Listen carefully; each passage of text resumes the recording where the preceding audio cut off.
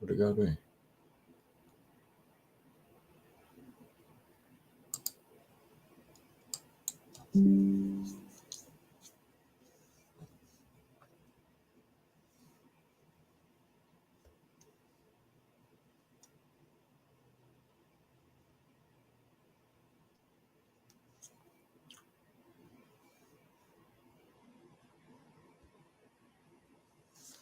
Hello? Hello?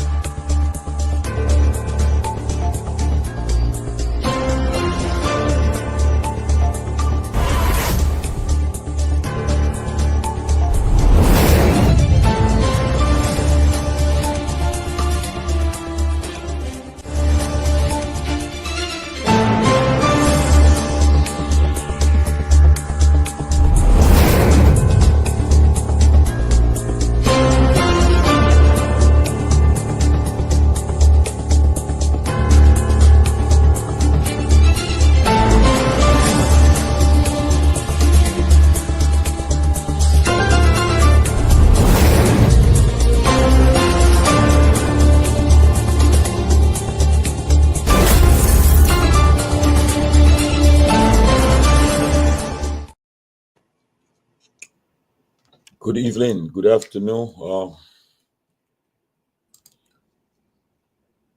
Oh, it's something happening again.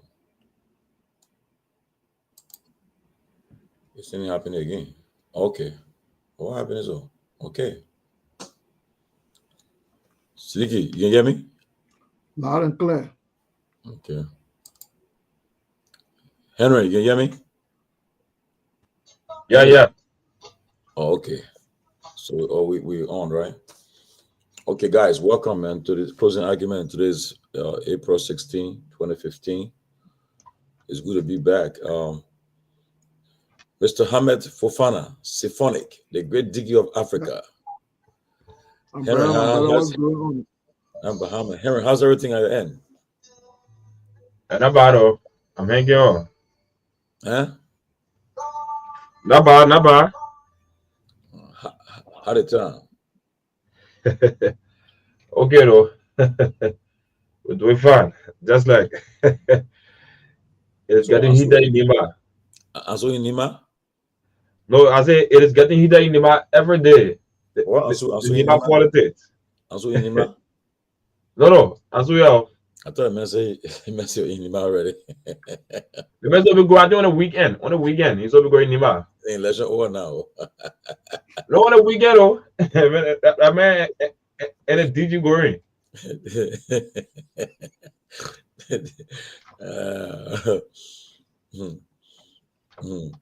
Roof, you'll be fine. Yeah. You won't be wild and you'll never be there. You'll be friend all the top people. You'll not be I'm enjoying it. Let me tell you. I'm proud of it. I thought that everybody from ANC, CDC, UP, everybody man and friendly. Again, hey, you talking, I don't pick you on you that number. I thought you were a serious person, but you're not a serious person. You gotta be, man, you think I think about it. I just want to let you know I can enjoy it from everybody. I would not stop. I'll go to bro again. I will hang with them again. Siddiqui, what's up, man? Man, what's up, man? How's the day? How's your end?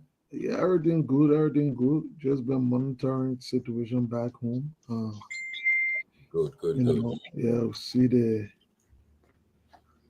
momentum up there in Nima County, and closely monitoring.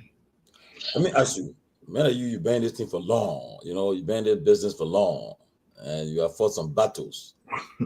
if you are in the various camps right now, the top camps right now, what would be the strategy right now? Like, let's say if you're in the camp going against the ruling establishment, what would be the message?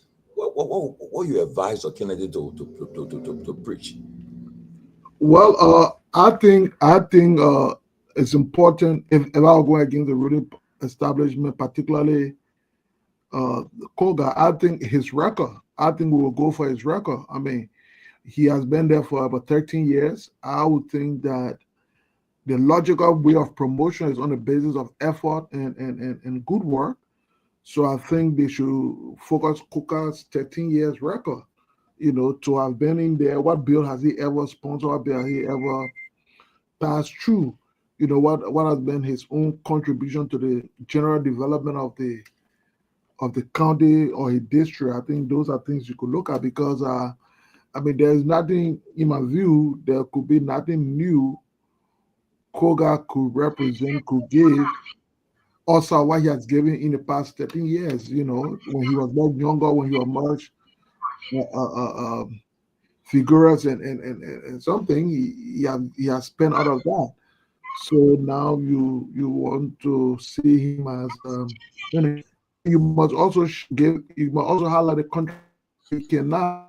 If the goal is to replace Prince Johnson with somebody who actually believed in Prince Johnson, who want to go the foot, then Coca cannot be the one based on his own on record disagreement with Prince Johnson. So if I was advancing that camp, that would be part of what I will say, if I was advancing the camp. And then on the contrary, if I were advancing the ruling party in terms of the win, the thing will be one, it's an opportunity for us to maintain a long-term tradition where when we have one minor candidate or senator, we want to have one guilty to create at least a semblance of balance in there.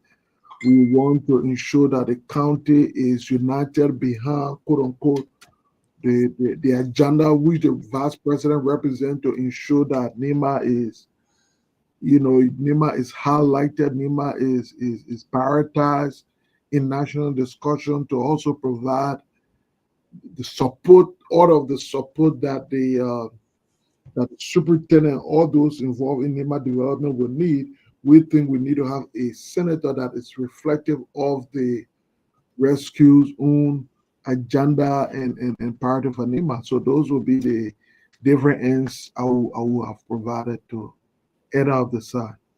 But you think it would be a good idea because since the ruling establishment have put the weight of the government behind the candidate from the MDR, they have put the entire government parastatals, everything, the resources of the national government. The vice president is on the campaign trail.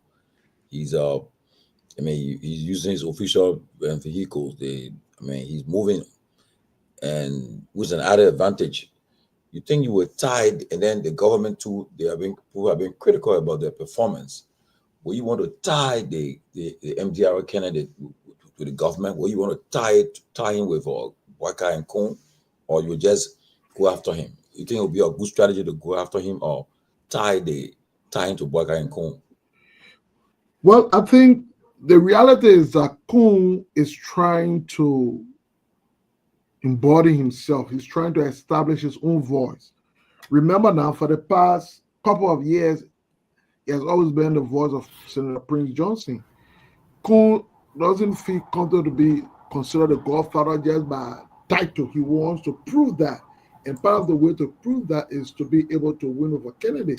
So it's a 50-50 game that he's playing, because truly it may be too early to determine what other influence he could generate as we go toward 2029.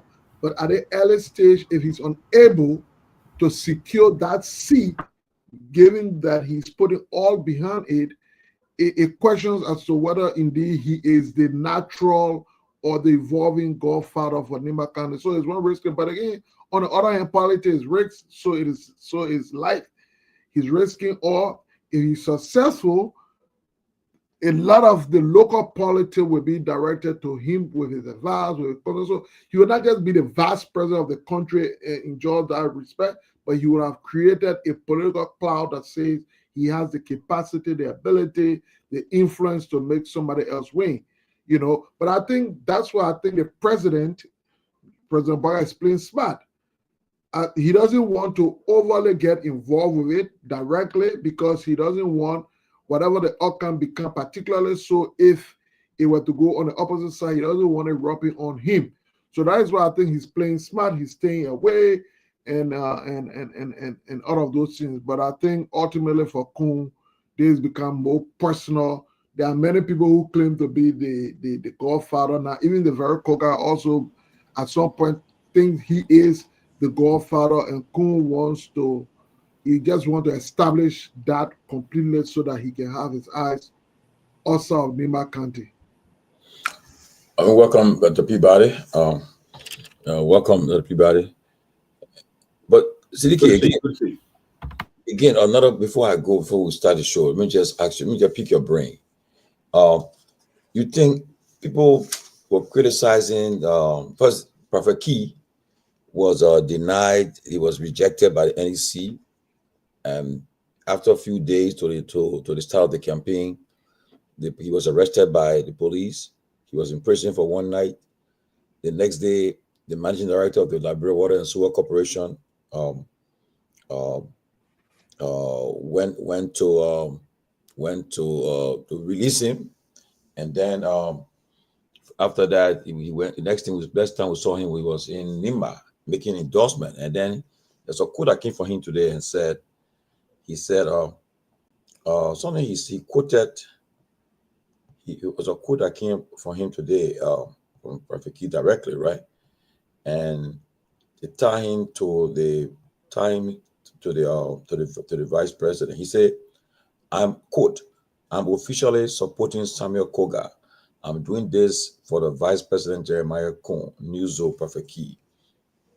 You think it hasn't a bearing? You think it will hurt the Vice President tomorrow in his future if he decides to, maybe if he's the candidate of the UP tomorrow?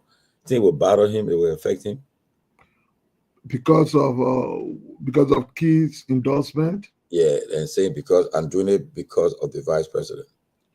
Well, I mean, the reality of our politics is that people of controversial character, and they tend to, one way or other, become overnight superstar. You can name as many of them that include Prophet Key. So to some extent, I don't know as to what harm it could cause for Jeremiah Kun, because over a period of time, Prophet Key has been a very quote-unquote key player in the entire rescue mission election. In fact, there has been time where he claimed to have been the one who helped or made the Unity Party to win the election. So I think in his own word, he has that clout. Unfortunately, he has become infamous because of some very unacceptable means, but so it is with the electorate. They tend to sometimes be carried away by some of those things. So I really don't see what harm that could cause him, particularly so when his endorsement and his own involvement is actually from a region that he's particularly from. So I really don't think that it could cause Kun any problem from Nima County. In a general election, I would think what is going to cause a problem for the United Party is going to be their performance. Ultimately, it's not going to be who endorsed, who against, who for. It's going to be their performance. I think to a larger extent, or close to 60% of what will be on the ballot in 2029 will be the performance of the United Party first and foremost. What did they do? I think that would be a larger part of what Kun will depend on, or whoever would be on a ticket. Okay, we'll get to the show, start the show now, and we'll be having, first of all, we will be discussing about the response from a strongly worded letter from the former Chief of Protocol of the Executive Mansion, Ambassador Noro Findabono, responding to the task force request for a conference. And also late this evening, the Supreme Court finally came up with a citation informing the parties that on April 23rd, they'll be finally giving their opinions on the case for Speaker Kofa versus the purported Speaker Richard Coon. We'll talk about these, and then also we'll talk about the Nima election. But let us go first. Let's talk about these issues about the battle, the recovery, the tax asset recovery team. Let me just read it. They say a legal battle is brewing between the Assets Recovery and Property Tax Force, AREPT, and high-profile individuals, Madam Noro Findabono and Mr. Francis Tuan Blamo, as the legal counsel has formally rejected an invitation for questioning and instead called for the matter to be submitted to the Court of Competent Jurisdiction. In a stronger waters letter dated April 16, Councilor Abraham Ward Simpson of Simpson Consultancy, representing the two clients, addressed AREP Chairman, Councilor Edwin Clark Martin, expressing serious reservations about the manner in which the investigation is being conducted. According to the communication, the task force has claimed to be in possession of alleged incriminating evidence against Bono and Blamo and has summoned them to appear at a headquarters situated at Golden Key Hotel on Thursday, April 17, 2025. Councillor Simpson argued that the request for the appearance is premature and unnecessary, given that AREPT has already concluded the existence of incriminating evidence. We respectfully request that the said evidence be submitted to a court of competent jurisdiction to allow our clients have their day in court, where they will have the opportunity to traverse the said incriminating evidence under the watchful eye of the law, the letters read. The legal team stressed that the position is rooted in the Constitution and the criminal procedure law of Liberia, citing Article 21, Section 2.1 and 2.3. This request is not intended to baffle AREP's ongoing criminal investigation, Simpson wrote. Rather, same is made in good faith for all interested parties to avoid any travesty of justice. In light of this, Bono and Blamo have indicated through their lawyer that they will not honor the task force request to appear for questioning, but are prepared to face the legal proceedings in a court setting. Wow. The asset recovery team, you guys are aware, headed by Councilor Clark Martin.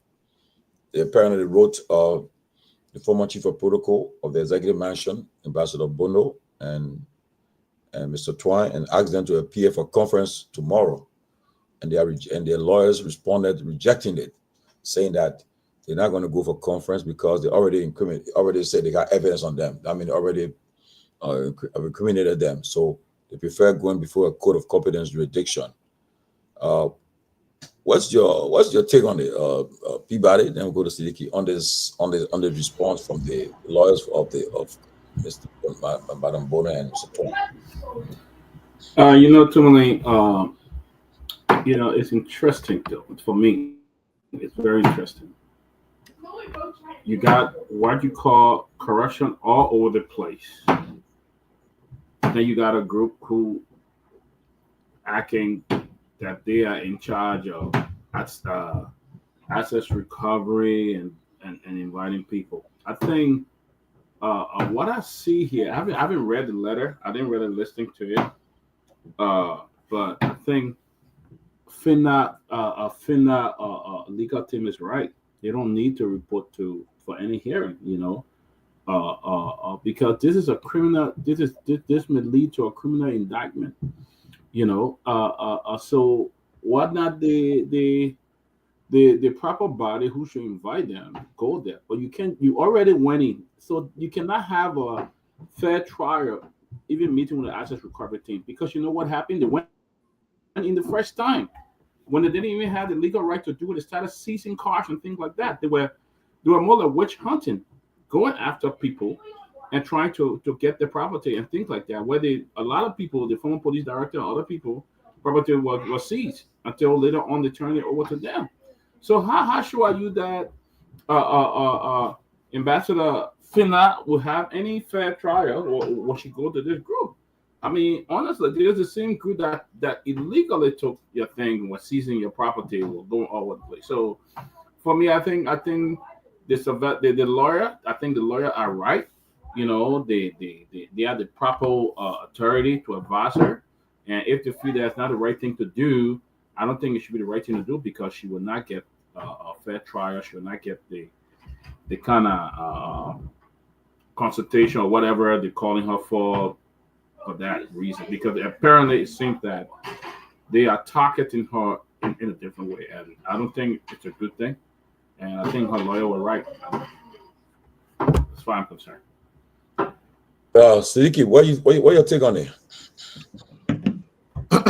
Well, in a general sense, I think what has affected the asset recovery program has been the way in which it started. You know, it started on more of a vengeance force, premeditated force, as opposed to a force that part of its mandate was to do research, was to probe, was to investigate, establish facts and stuff like that.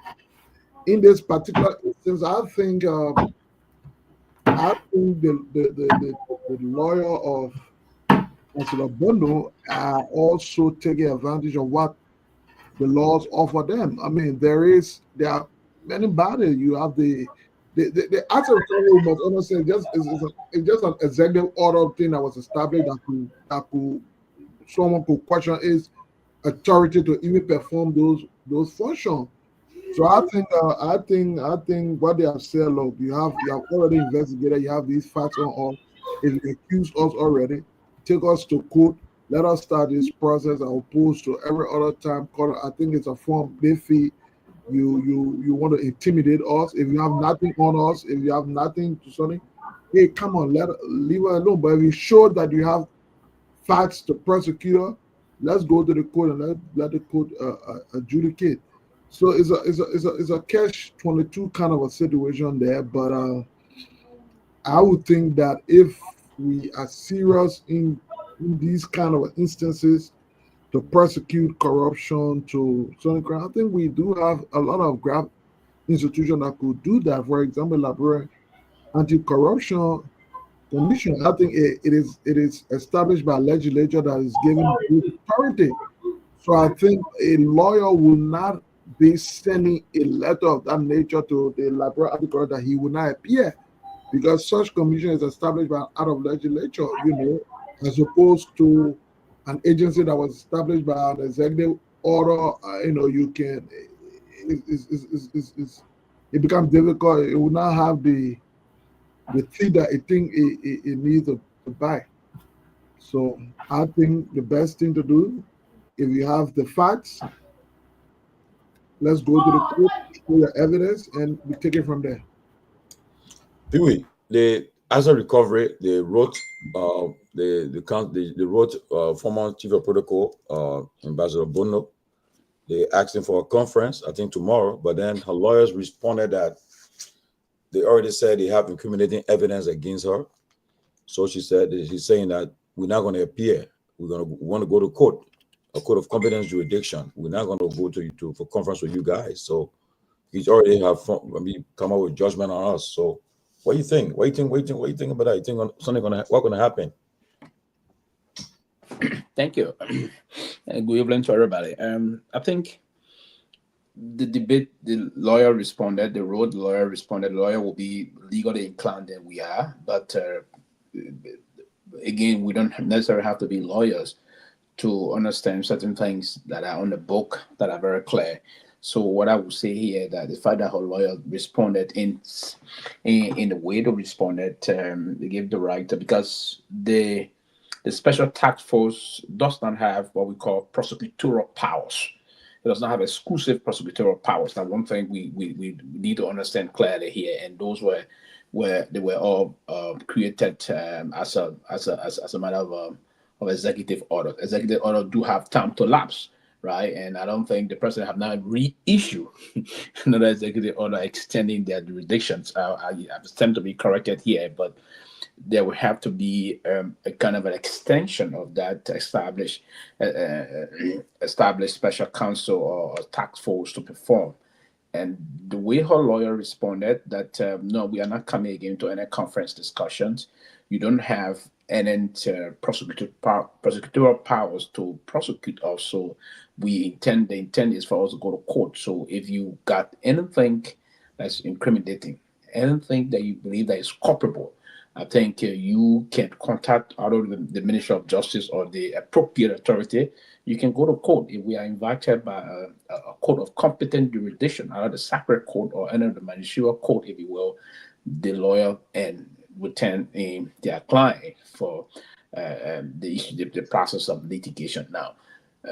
And the process about the way we go about things sometimes, we mess things up in terms of the way we want to do it. We want to politicize everything in the country. And it's not everything we can politicize. Now, if you listen, I'm not here to defend Fina Bono, but if you believe there is a probable cause to take Fina Bono to court, there's no need for conference discussion. Absolutely no need for conference. The person that should be going for a conference, it is the judge, a competent judge, judge of the jurisdiction. We call both sides for conference to say, okay, we are about to do this. This is the way we want to set. This is the way the litigation process is going to be. We invite all of the party litigants to that. But in this case, you should be a private litigant. I don't know if you got that power to extend the process the way you're doing it. So I want to think the best way the lawyers handle it was to respond that, hey, we're not coming, be very definitive, clear, and we're prepared to go to court. So if you have anything whatsoever that's impacting this woman or our client, we're going to meet you in court. Go to court, go to the criminal court, or whichever jurisdiction you think you can go to. They will now be open to attend to that jurisdiction, not a special counsel or task force that was appointed that got a particularly, they themselves are very corrupt and lack the proper standard of procedure, because there's no procedural mechanism they put in place to execute the executive order the president pronounced at the time. There's a lot of lapses, there's a lot of discrepancy in terms of their terms of reference and the way some of them reside on an alleged accusation that the head is corrupt and all of things. And the head, we know he got a history of being allegedly corrupt in other institutions and the rest of that. So that's the best thing the lawyer did today, to say, hey, we prepared to go to court, because some of these things can just be total nonsense. You yes say, and they want to use that because Fina, according to them, was increasingly powerful in the past administration. So she should have this, she should have that. Come on, these are all nonsense. If you think you got anything genuine and to prove that this person was involved in misfeasance, or the rest of that, go to court. The court is the institution that will pull her over, and she got no right to deny going to the court. So I think that's the best way to handle it today, and I'm looking forward to seeing a conclusion to this process. What I would even advise Fina, her lawyer, quickly, is that if they persist in doing this thing, they should take them to court for harassment and other things. And if you want to get anything on her incriminating, take her to the Ministry of Justice. If they got any evidence that's culpable, the way in that her to court. But stop this kind of intimidating and scare tactics. It brings me to my next question. Yeah, I think from the very start, I would have hoped that we had questioned or challenged that executive order, because if you look at the executive order 126, there's a feedback coming. Oh, go ahead. Yeah, the executive order 126, I don't know whether that's the modified one or the earlier one. In its mandate 1 and 2, it gave us sweeping power. It gave the recovery team the power or the authority to prosecute both in criminal and civil cases, litigation. But much more than that, it also gave them the authority to restrict a person suspected of accumulating assets illegally from leaving the country. I don't know whether that is something any agency can do outside of the court in terms of free movement or travel. So and then you want to look at what's then is the role of the justice ministry. If the asset recovery is mandate full and safety, one they should they can prosecute both criminally and civilly to ensure that they retrieve public assets, and then also they can place a travel restriction on an individual who they will suspect of being involved in accumulating assets. So right there, I think it's beyond that scope, man. I think that executive order can be challenged in court. And so this exit, this I'm not call it, I may not get it right, but this essay Republica, I think is only that can only be issued by the Ministry of Justice. Yeah, to stop or a judge. The Ministry of Justice or the court would use the judge to do that. But the process about the executive order is, I think it should be challenged because the special that council or how you call it. I think they already challenged it. The Supreme Court rule in Supreme Court rule that they could proceed. Because that was caused the delay, right? Yeah. The Supreme Court rule that they can proceed. Yeah, and if that was caused the delay of the asset recovery because they were in court. Because to give it prosecutorial powers. I think the Supreme Court ruled that they could function as a group, as a set up by the government. It's not that they can persecute people. They cannot prosecute. To prosecute, the Supreme Court only give them they could move forward with the assignment yes. To be an asset recovery team. To prosecute, to get a prosecutorial powers, it will have to be legislated. You don't just come to line. Even before the LDCC had prosecutorial power, but it was limited. They say after 90 days before, but the new law now give them exclusive. So but that is one. Another thing is that in terms of the way it was structured, I mean, individuals should be willing to challenge, and sometimes our unwillingness to challenge the process can push her into most of the situation. But I think that's the best thing for lawyer day today, to say, hey, we want to go to court. If you got anything, go to court. We come into no conference whatsoever. The scare tactics, this nonsense you own, we're not going to be part of it. I mean, that's it. What's the first? Let me throw something before you come in. You are right. Because there are people in the current government that have acquired property, huge sum of property, prior to even joining the current government. It appears that it only seemed to be targeting Fina Bono. It only appears to be targeting her. Because the Jawful ride or whatever, they actually trying to go after the former president, but they don't want to go that right. So they try to use Finda as a springboard to get to him. That's nonsense, they own. Complete nonsense. Because it seemed that right after the Supreme Court made a decision, where else? Who the jump behind? And at the same Finda, they jump right behind again to say what to do. So you got no proof. Actually, they can't even produce any document that shows this woman acquired property. There are a lot of people in that country they will have to investigate a lot of people in that country. Okay, past, current government, even any time. Nothing like that they can do. But so you run to Supreme Court because you partly control the damn Supreme Court. So you run to them, and then they tell you, you win the case, and then you come back and say, you know what, we're going right back after the same woman. In that other people, why you going behind the same person? You got no proof. It's all they say. The woman got Fina got it. Fina got it, and some of the things I guess Jallah said. Jallah will talk about. Let me ask a question, right? They sent for some so-called experts. They sent for. They were here in the country recently. They asked a recovery team. They came, I think, from the USA, and when they left, they said they came out, they said they have evidence, forensic evidence. They have evidence now to go after these people.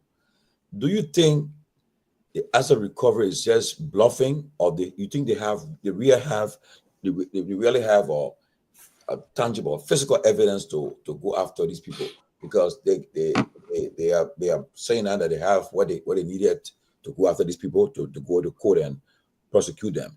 Do you think they just a bluff, or they really have something? So let me it was, I mean, but then I was actually in a June in the past part of the past administration, so some of us couldn't come out to say we openly going to condemn the asset. When the debt asset recovery was named, when the man came out, Serena Seaforth and man Arthur Johnson were making, oh, we will bring 3 billion this amount back. I was one of those that sat privately. We had conversation. I even told my own friend Karen Jackson at the time. There was a time I have a push to say I appear one of them. I said it was a joke, and I knew clearly a joke then. And now it's more than even a joke, right? They got nothing. These are toothless bulldog. You see the ugly bulldog with no teeth anymore. You see, he's scared where rhino. Nothing. There's no teeth to bite. They got nothing whatsoever. They just on mere bluff. Part of the issue of that is to ensure that they just get some money through the bureaucracy and just move and eat some money up. That's all. There's nothing realistic they put into place to do, because if you want to do those things, you're going to be more or less very practical in terms of the engagement process. Now, you draw a term of reference as to what the target area you intend to hit. There's nothing basically the June out for us to see. There's no roadmap to recovering NN assets in the first place. The intent is just political. Is that all gimmick process here? Is that all cosmetic thing they're all trying to introduce here? And they're going nowhere. Now, the first and foremost process is we have to identify as to why declare targets. What is the intent? What are we going for? If we didn't do that in a comprehensive layout process, and then everything you own is just a bluff. And that's what I'm saying. It's a good question you ask. They got nothing. If you give them even $1 million, $2, $3, $4 million, they will eat and suck the money up. Nothing. Why do you think most of the folks that were appointed on that very assets recovery, so those that came from the US that went there, they back in the US for the various jobs, right? They back to the various jobs. Those that were there, you think if they were serious? My friend Ellis Coffey was appointed. I think he resigned, right? Yeah, there's another guy. Martin Colley resigned too. There's another fellow from Pennsylvania. Gongloe. Garguah resigned out of it. Why you think? The reason behind that is that because even the current head of the very assets recovery is allegedly being one of the perceived corrupt person before. So the problem about the engagement methodology is, and it is a post-startup process. So it's difficult. So I'm not wishing them that is they denounce them, but we have a bunch of incompetent people that don't have any proper exact strategic roadmap plan that they intend to move and roll out to get the job done. To get the job done, you need to strategically plan, and you need to get a targeted area that you have to engage. It's not to just be wildly moving around like a roaring lion in the forest. You don't have any direction. So this is the process that's unfolding. I don't wish them ill thinking, but I think they're going to know when nothing going to come out of this process. And also, Tomalin, exactly, again, just buttressing what Sylvester has said. If they had this asset recovery thing, what they broke, the government is broke right now. Why not they try to get the billions of dollars that Liberia got in foreign bank, and with the expert they brought who can help them regain that money? That would be a good thing for them than to run behind somebody that you got no proof on. The expert you brought that you probably have paid almost $50,000 to $100,000 to come here and to say that he can help you. Why not you go to him? Let him help you establish the money that Joe had, the money that whoever had. Exactly. Talk about Joe or whoever had it, they can bring it back to the country and help you. That's some person you want to go behind and attack it. I think this is. Tony, I'm not cutting you that, everybody. When the Nigerians, when they got ready for some asset recovery, you saw Nigeria, the money that started coming in, right? I mean, you have a roadmap. That's going to be a target process. How you intend to do these things? Most of our people who were appointed to that, they would say, even Serena Silva was brave to say he will bring $3 billion back. No, but what I heard about that, what I heard about doing a reaction, what I heard was that. No, I got vexed that afternoon when I heard that thing, right? No, but what I heard, What you want to say? What you? I heard that they had. After Johnson told me they had a legal team in New York. They had a team. Bluff. I thought Johnson wanted to get out of bluff. They never got the support because said they were about to shake the country, but but sneaky. After Johnson himself, I just have loose stock you on there. Loose stock. Flat. I don't like brother call it. Yeah, so I come from the point where we cannot in one breath condemn corruption and think that is a menace to our society, and in the same breath try to condemn effort that at least try to eradicate that. So, like it was in the past government, the issue of asset recovery is something that I think is a popular action. A lot of Liberians will want to see an effective approach that not only that it retrieves asset, but it serves as a defensive mechanism to people who are in the public space to understand that if you were to illegally acquire government asset at a particular point, it could be taken away from you. So I think that those are all good things, particularly in a country like Liberia where corruption is very high. And so that is why we had thought that when it was launched during the CDC government, we thought it was appropriate.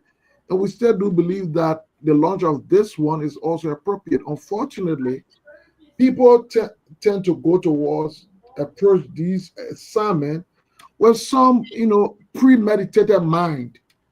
And when you do that, you tend to then overshadow the very important and relevant nature of the agency.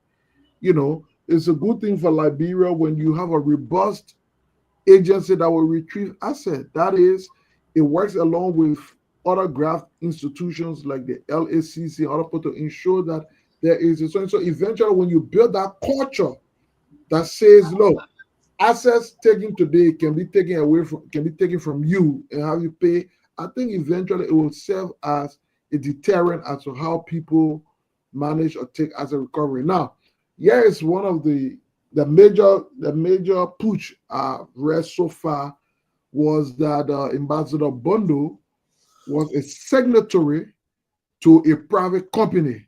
So perhaps the other question could be, is it illegal that you are in government and then have a private business if that is the case?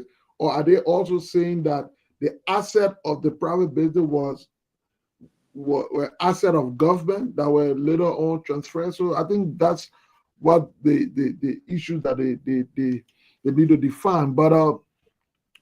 But I think going to the job as people say, when you define your methodology, you defined the approach that is clearly, you see, those are the integrated institution.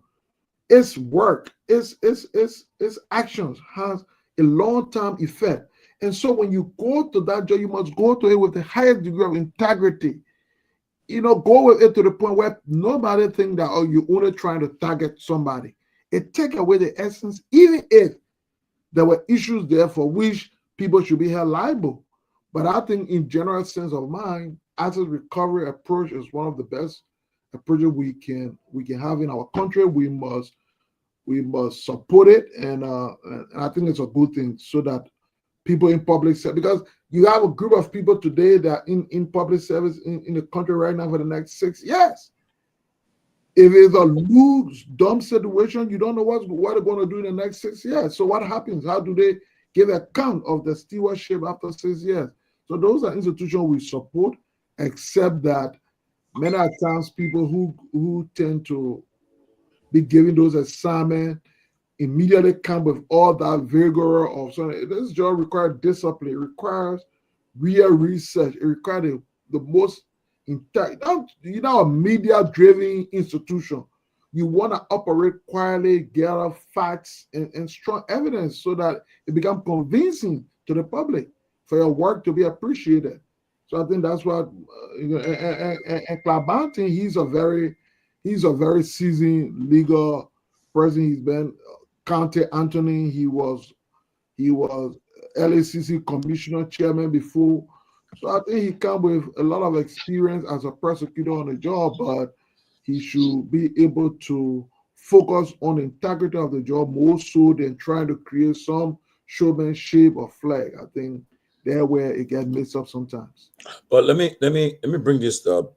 Some critics, some people are saying that the whole thing with the asset recovery is an attempt to go after the former president. That's the whole genesis. That's the whole intention. Don't forget this. Prior to during the elections, the UP Alliance promised that they were going to all they calling them the quote unquote so-called garden wealth that the former officials got during the 6 years. They will go after it. They said they were going to go after it, they will retrieve it. They were going to go after these properties and go after this wealth and bring it to book, prosecute them.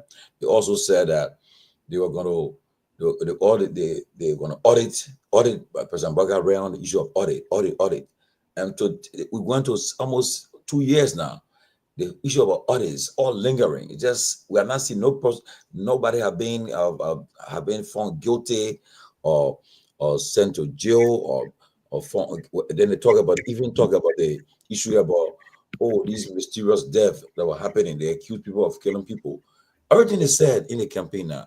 It appears that they have not done anything. So people are concerned that they will just come out of these cases now to keep the CDC officials in court, long court procedure, and holding them in the court just to perhaps diminish them or do something to them to kill the morale or any momentum for them. What do you think? You think there's an intention? Because everything is said they're going to do, they have not done it. I mean, they just been fooling. That's with the intent, money. The whole thing is it's just charade.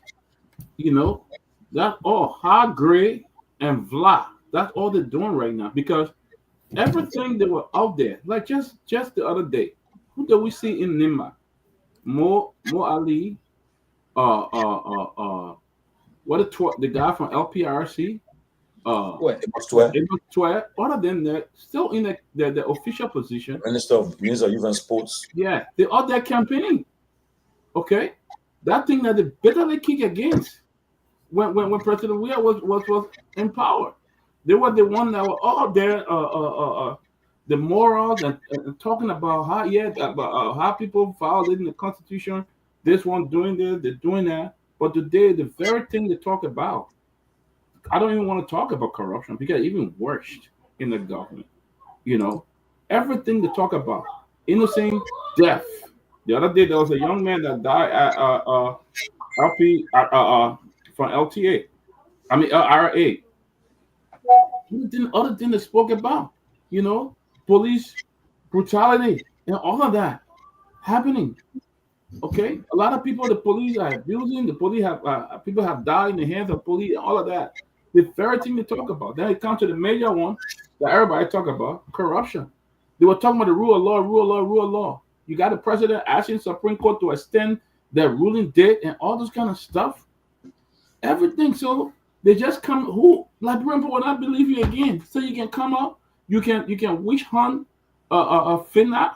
You can witch hunt other people. Liberian people will not really believe you because nothing you are changing.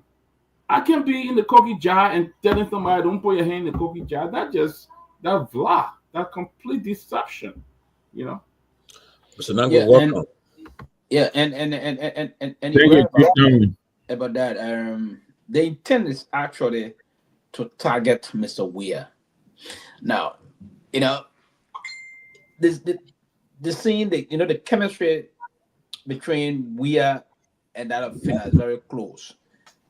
Finna, one of his very close lieutenant, if you will. So they believe that if you hook Finna, that the naive process, I mean the thought process they're carrying along. If you hit Finna, eventually you're gonna hit Mr. Weah. So the intent is not actually Finna in terms of anything. They're trying to, because they are now seeing themselves. They know very well that the Liberian people are thinking in a way and manner that if they don't turn it up, they maybe they are already out of power. they're just going to be there for the period of the remainder of the 6 years. They're trying to do things, those of them that are harboring or angering the presidency, particularly the current vice president and his camp. And so they're trying to set a stage to see as to how to diminish the increasing popularity of Mr. Weah, for the public to see him as, oh, the mayor think the way the mayor is this, the mayor is this, the mayor is this. And they're taking the wrong approach. And I like the way Finna and her lawyer trying to handle this process, to tell them, hey, we're not afraid. Go to court. We're going to meet you in court. This scare tactics you are trying to engage in, we're not going to endorse those kind of a situation here. It's a clear process. Now, the intent of the United Party, the one election on the rescue mission, that intent was to rescue our people, give them everything that Mr. Weah didn't give them. They said Mr. Weah failed the people, according to them. That's why the people, okay, they won elections. Now you won elections, you doing worse than even what Mr. Weah didn't do. Mr. Weah, managed to push the country to a certain level. You inherited a country that was functional, that had all of the necessary machinery in place in terms of the economy. It was not a broken economy you inherited. So we thought it would have given you a smooth role in moving the country forward, in terms of creating more jobs for the people, in terms of balancing the kitchen table process, bringing things and prices down. But prices are now just skyrocketing, right? Skyrocketing in terms of security. Our social services, the electricity and all of that. Today, the people are in perpetual darkness. We have what we call this Caesar like come and see, come and go like LDC system we have in the country. Beyond that, most of the rain is almost here. Most of our road will soon be not pliable. Our people come and have difficult time in getting to difficult terrains in the country. So all of those things, the combination of many things you fail on. So the way to do now is a diversionary tactics. You want to dilute that process by trying to target other people you believe that are increasingly close to the former president, and so that you would manage to diminish the morale of the president, because the president's morale is increasing as per their thought process. So the thing is that there's nobody close that will do anything, but so their focus is on George Weah and trying to leave the major issue, the governance process and all of it. And we have major other political institutions that are coming up. It may not only be George Weah that come to knock them off. We got a lot of serious, like the new Darling Ball in time is there, right? It's here. The CMC is also here. The CMC and their new Darling Ball, they're moving and doing very well in terms of how we project issue moving to the country.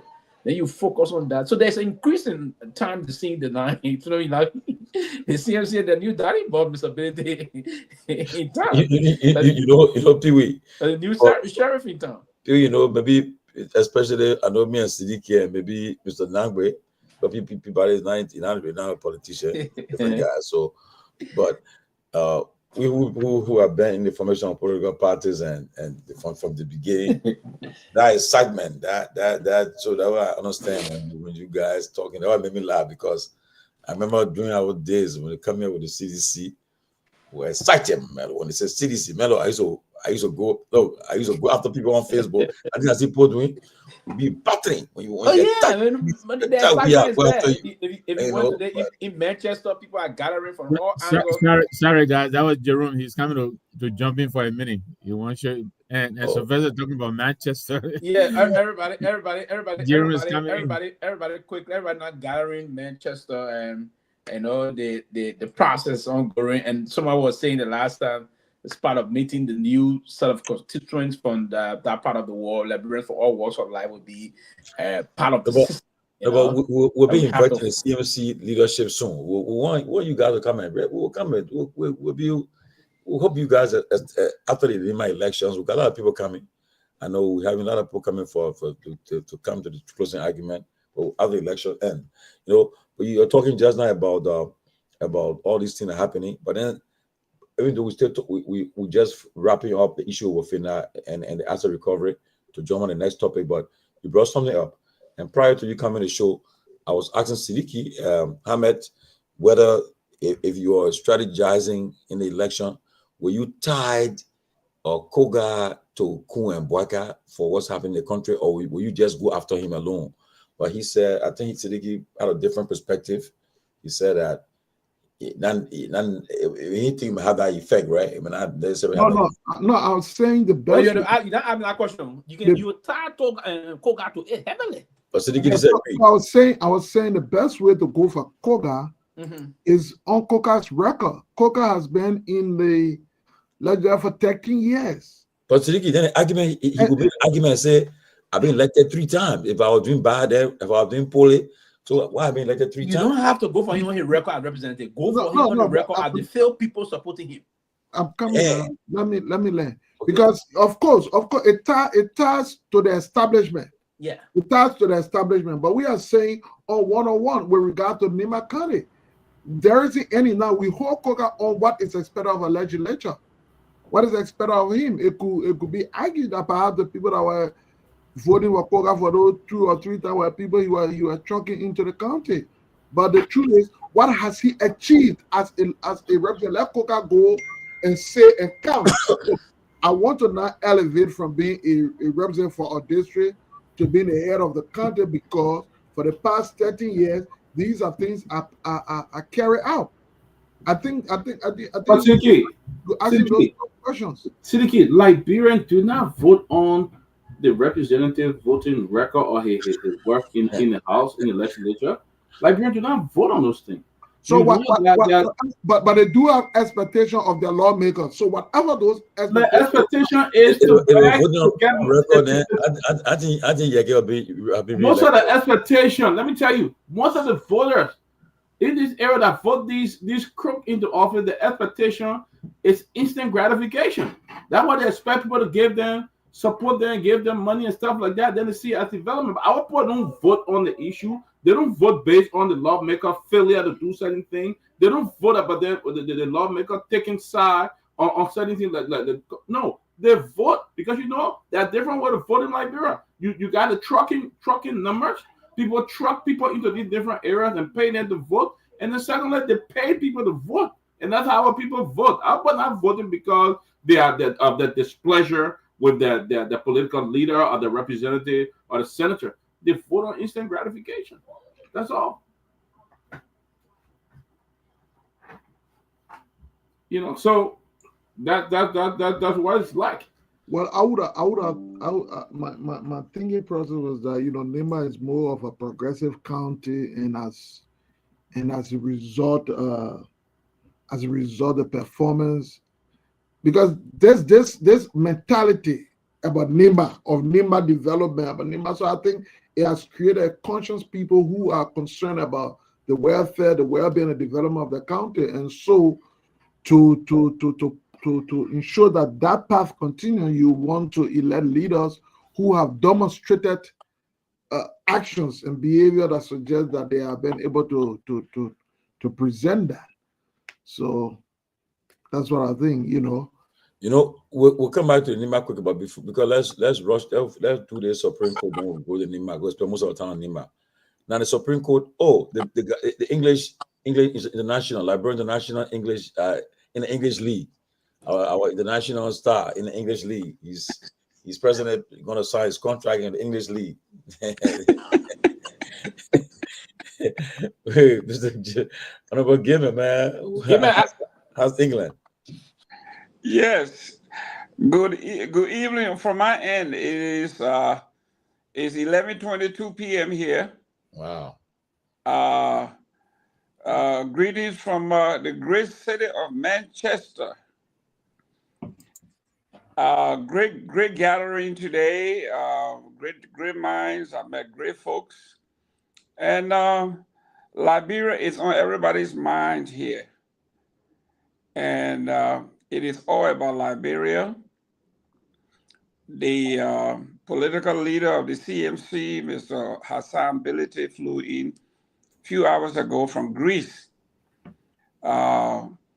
And we at the Manchester City Hilton, where we are having the first meet and greet. We are meeting people from all over the world here. Many folks I have not seen before, including Hassan Bility himself. So it seems to be a great time here. Good. We'll talk about it. We'll talk about that.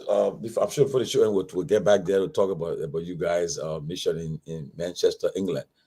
But quickly, let us just weigh on the Supreme Court. The Supreme Court have finally issued a bill of citation now, calling the parties for next week, the 23rd, and calling the parties to go for the final as a render the final opinion. So I want to know, everybody around the room, what do you think what you expect tomorrow after all this long delay? There have been a lot of conspiracies. People come with their own interpretation. What's happening? Some people say the president took the vote for 2 weeks, even though we don't have no evidence of that. I just heard it in rumors. So they told them again 2 weeks to negotiate behind the scene. We saw, I think during that period, ECOWAS and all came in, tried to mediate to again the last minute of the time. We saw a lot of things been happening in the last couple of weeks. So what do you think going to happen now? As you think the Supreme Court is ready to finally lay this into rest, and after this we hear no different interpretation? What do you guys think? Let me go first on this one. First of all, I'm greatly disappointed in the Supreme Court. The elections, the by-election is Tuesday.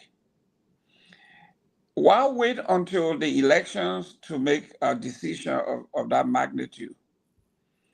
This is why the conspiracy theory that there is a powerful hand behind the delay beginning to take shape.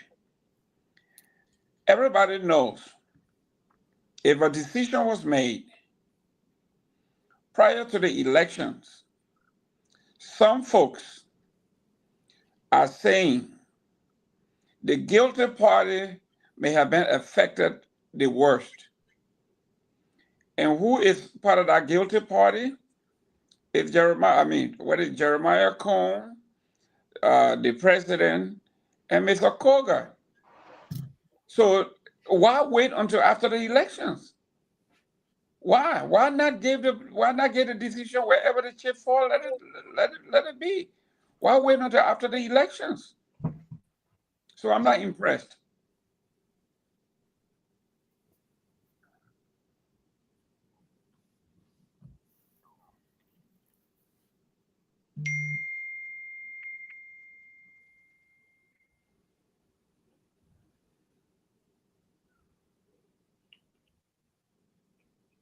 Hello? Did he freeze?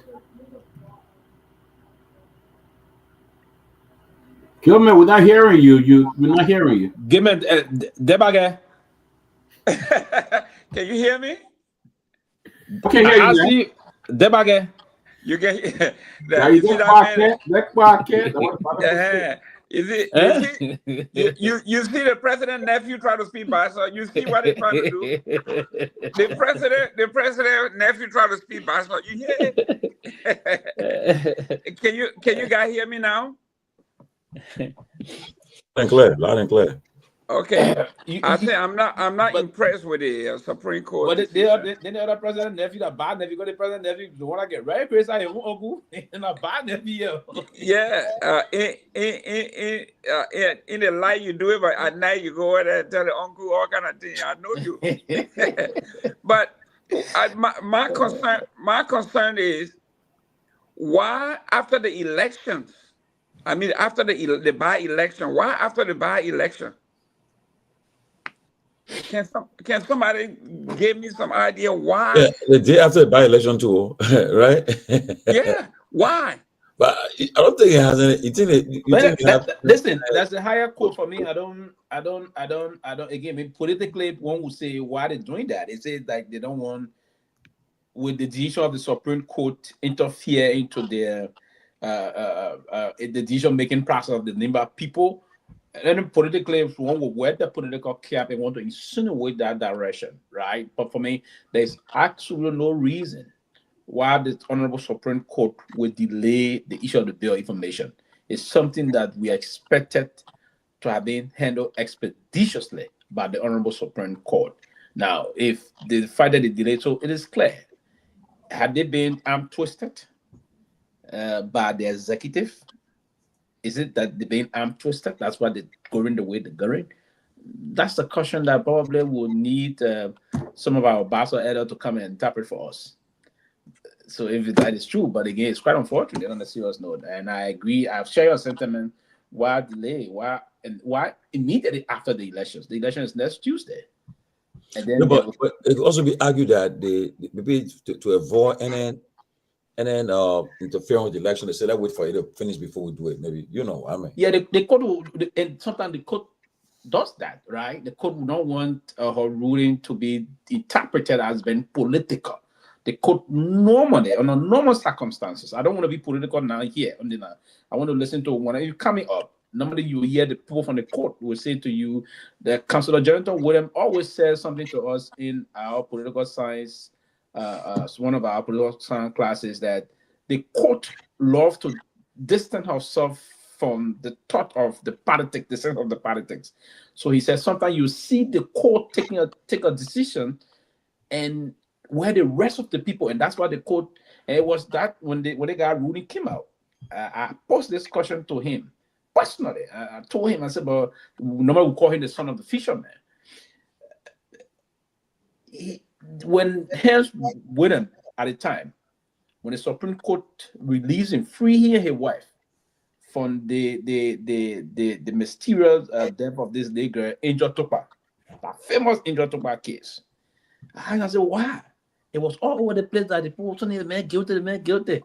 He knocked me on the shoulder and said, son, this court is not sentimental. He said that to me. He said the court cannot, and don't have to be sentimental, right? He said, so if those evidences are used in court and from the court of records, and the court saw that, the higher court saw that if the process was not fair, they will interpret the way it should be. Because number one, you have to go through the procedure. Procedurally, if you didn't go right, the Supreme Court, he's a lawyer. I'm not one.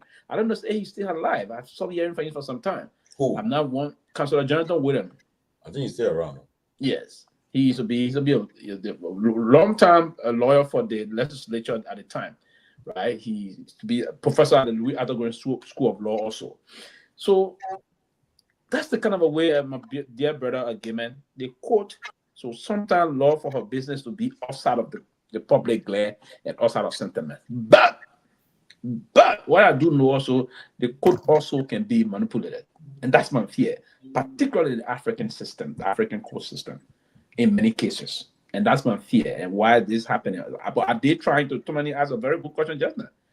Are they trying to do this to be clear of the sentiments of what is unfolding? To come of ruling today, the election tomorrow, or come of ruling this week, then election next week. They say, oh, okay, the court rule. The people sending other men supporting this. I don't know. I'm not in the thinking of the court, to be frank. But I expected the court to come up efforts of a ruling on this matter. So they close and bring some finality to it and bring some level of dignity back in that institution. So we'll move on. And the best thing I will expect the court from me, I know the court will tell us we should have new election in the house. Because don't forget now, the guy who is running from this guy, Koga, he's a ringleader of this so-called majority bloc. So and perhaps any ruling before this election would have affected, they have an impact on the election. And I mean, some people, some critics are saying that too, but let's hear from the other guys. Mr. Nangwe, I haven't spoken yet. Hey guys, it's good to be with you again. Jerome, what's up? I'm on my way. I should be leaving on Friday. Oh, okay. So yeah, I should be in there next week. But you know, I couldn't agree with you guys more. I think whoever is advising the Supreme Court, they do pick some very, very suspicious, very, very questionable timing. Why would they want to throw themselves smack in the middle of this by-election? They know the elections are going to be on the 22nd for the next few days. That's what everybody wants to talk about. So why they will set this date, I don't know. But having said that, I think to expect anything other than what they told us on the 6th of December, I think it's you know we shouldn't expect anything other than what they said. They already delivered their ruling. What they're coming to do on the 23rd is to clarify what they meant to say, which is very clear that the rule of law must be followed. They said that both sides should remain, return to status quo ante, but Kofa has been doing nothing. I mean, it is the 43 who has done, everything, erected committees, drilled into people's cars to get parking spot, send people and try to withdraw people from ECOWAS parliament. They've done the whole nine. So they need to return to where they were, prior to October. I think that's what the Supreme Court is going to say. That's what they're going to clarify, because there was so many interpretations, including that of the Justice Minister. And so Kofa went in there and asked them to come and make it clearer what it is that they intended to say. So I think to expect anything other than that is to expect too much from the Supreme Court. So basically, it's a clarification. They're just going to tell us, that, yeah, they've told us they don't have the power to say, Kun, step aside, or, whatever. But they will tell you how to remove Kofa. And the way Kun got into power is not the way to do it. They will tell you that. And so what I think we should be looking to is how this will be received and how, the executive especially is going to behave. Because really there is no Kun, as in Richard Kun, if the executive is not enabling him. They're the ones who are solidifying this man, legitimizing him, trying to make him look and act like a speaker. But he's not. He's not. And I think the Supreme Court will make that very clear. So I think that's where we should focus our attention. What is Mr. Bouaka and his people, what are they going to do? Are they going to reassign the security that they took from Kofa and send the security back to Kofa, which they should do? That's what they should do. Kofa should be given back his office. They should do that. And Kun should go back in his little tiny office where he belongs. Let him go back there. I think that's what the Supreme Court is going to say. So, I don't really expect anything other than that on the 23rd. So I'm looking to see what the executive is going to do.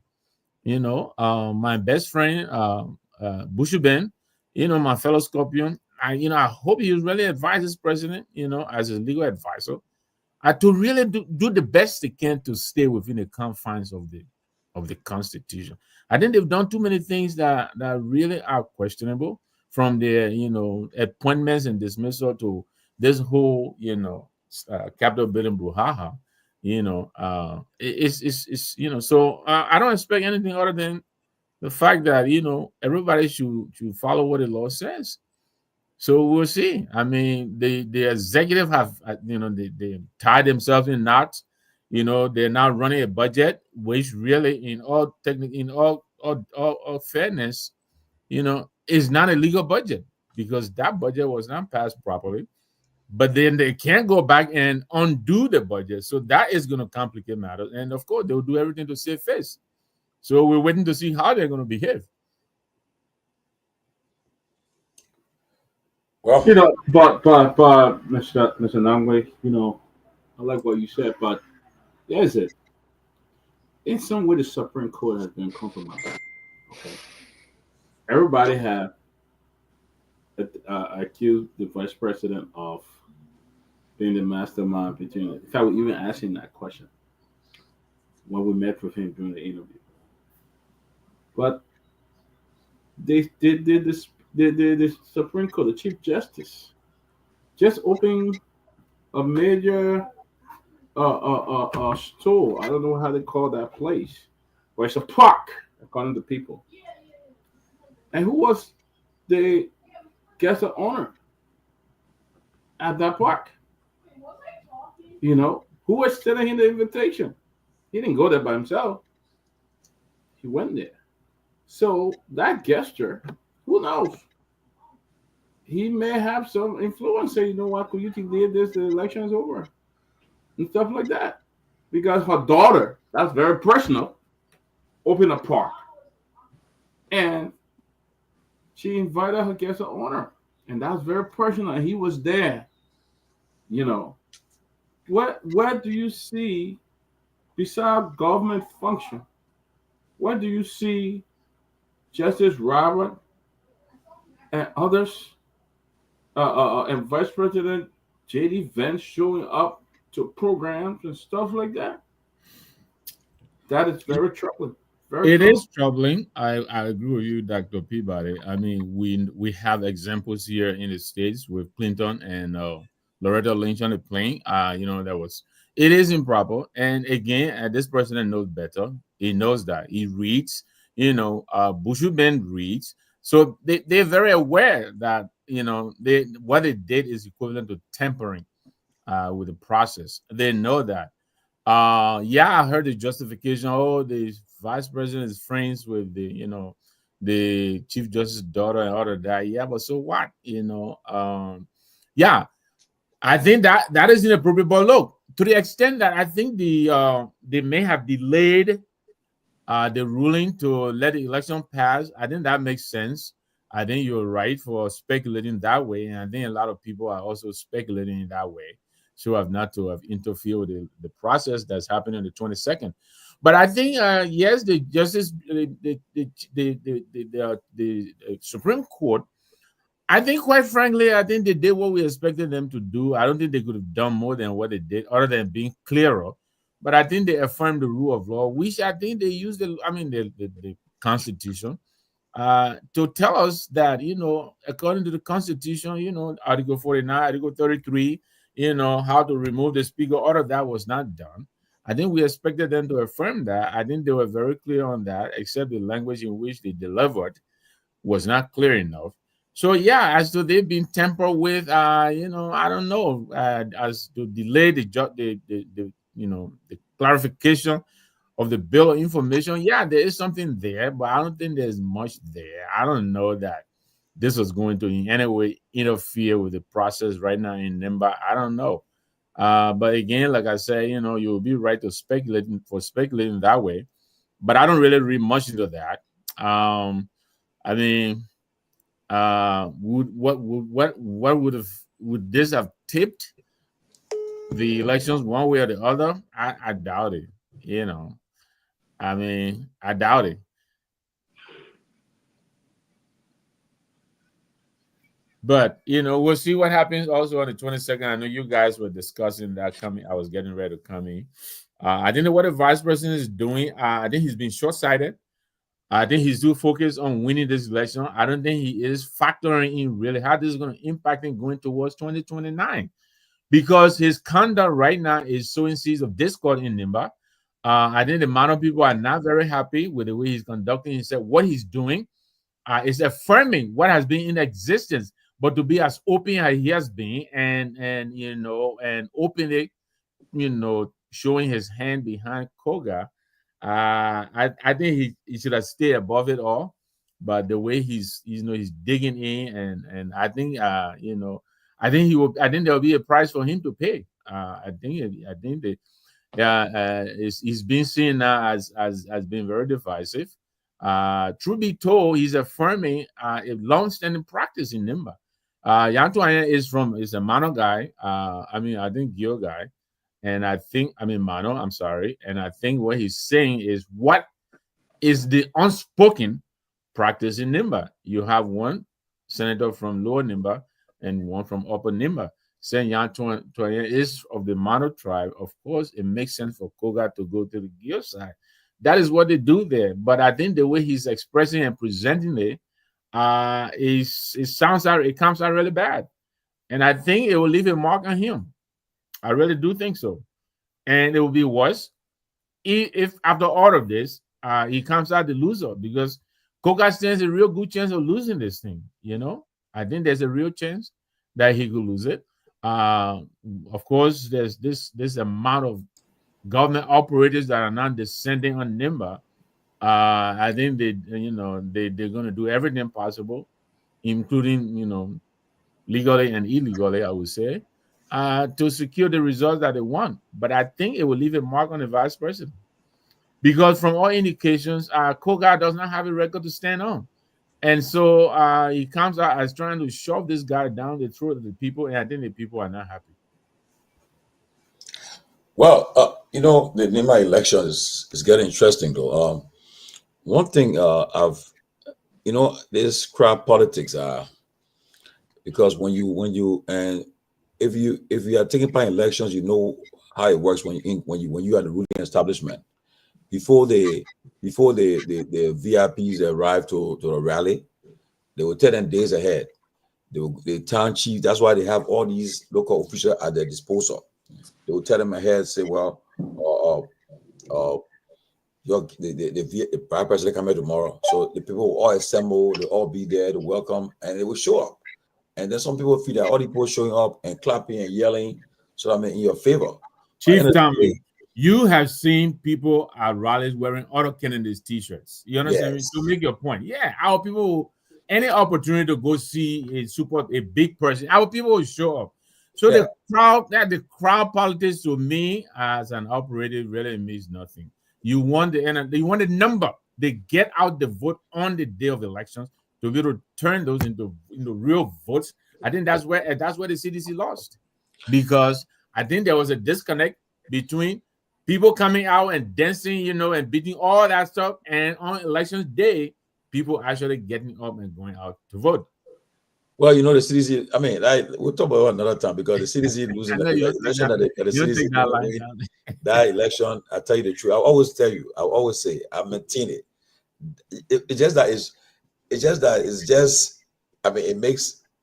It's weird to say that you, the ruling party, you are controlling everything and cheating. You got cheated. You can't say it, but you all know that when I'm free and fair. I'm not gonna tell anybody something happened. There's no way in God's own earth Appleton God took the third place. The man just made one campaign and solo move, and he became the third place, and the hardworking people. Then to show you how looking in the era where Cummings get all his staff voting, and they only met the payroll. Then they win that era. Anyway, something. But Tomlin, though, I don't think we should take lightly the president's suspension of the chairleader of the Elections Commission a few weeks prior to this by-election. A lot of us who feel that there was a message intended, and that message was sent, that the way they shook her up to tell her that she's vulnerable, and therefore if she doesn't play ball, there could be a real pressing danger posed to her or continuing service at the commission, and that thing is interference. I think removing her, board and investigation and all of that. I think those were not reasons enough to suspend her the way they did. I think they meant to send a message, which they have. So I think that could play a part in the upcoming elections as well. I think her tenure expires next year, so I think they. No, I meant this current by-election that's coming up. Yeah. Okay. I have here the guys our guys in Nima. Right. They had a late. We had a late scared this morning. They had a late minor accident, but thank God they're okay. But they would told them to just be careful. They shouldn't be in a convoy. They shouldn't be running too much. Just chill. Don't follow the convoy. But they had a late minor accident today. But we thank God that all is well and nothing much happened. Nothing happened to them seriously to affect them. But we keep them in our thoughts and prayers. But something. So tell us about the events that happened in Nima today on the campaign trail. Give us an update in Nima. So today was an interesting event and day for us in Nima County. We had Honorable Samuel Kogat and VP Jeremiah Pankum stepping in a pepper bush of Musa Hassan Belete, his backyard, Sake Pie 4 flat today with the turn-up we received for Honorable Kogat and VP Kum.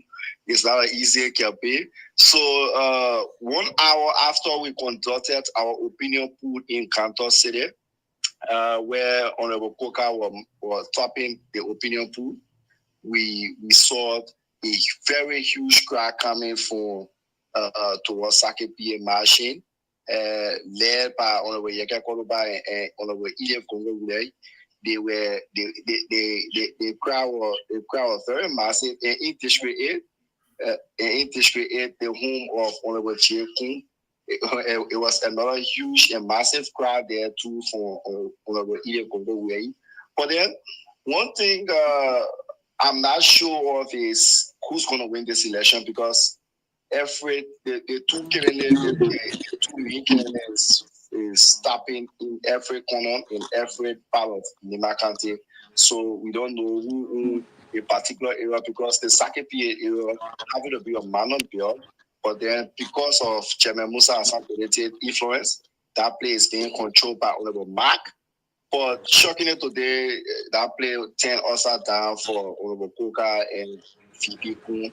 And then Kanto City, that having to be the stronghold, and widely known to be the stronghold of Honorable Samuel Koka, also 10 over 10 go wild for Honorable Gongloe. But then we wait to see what happened. The campaign still on today. They both candidates, the two top candidates, did not attend the debate that was hosted in San Nicolas Town Hall. So the opinion poll you guys did today was in Ganta? Yes, the opinion poll was done in Ganta City. And who tapped the opinion poll? For the opinion poll, Koga tapped with 3 margin. Because we have some technical issue, that's why we didn't go out to majority of the folks. People wanted to speak to us, but due to some technical issue, that's why we were not able to speak to majority of the folks there, because we had a trip to go to San Nicolas to cover the debate, where we have some internet problem to carry live, but we did a pre-recording. So before you guys come in. So for the opinion pool we did, we had 3 persons who surfaced. Manaida Gongloe, Samuel Koga, and B. Magduan. These are the 3 persons who surfaced for this year, or let's just say this National Election Commission senatorial candidate. But let me ask you, before I go to the other guys, when you guys were doing the poll or the live interview, the people, you think they were afraid, or they were comfortable, they were just they were speaking their mind, or they were like normally, yes, like normally when I ask you what's your name and who do you think you can be the next senator of the county, if you call the person name, I'll ask you what do you think the person can represent the county to the senatorial position. So some of them express their like heartfelt thing, and they express the way in which they think that person is capable of winning that seat, and how the person can be able to carry the country to the next level. So with that, we interviewed so many people who said that with the money that the Honorable Koga, the city representative, Honorable Koga is spending, they are not going to hold the money, because these are issues that people are raising, the ordinary people are raising, that they are not going to hold money, but rather to vote on the love, to vote on what they are seeing for themselves. Guys, any question for the guys? Yes. What was the sampling size? How many people in all? And how was it? Was it like every 3rd person, every 4th person, every 2nd person? Man, what was the methodology? Don't expect What was the there was sampling no size? methodology deployed. He don't expect the beginning to say. It was just random something. So for what you're talking about is we didn't play the pool. An opinion pool is not something that you have to plan, because when you play it, it's stage managed.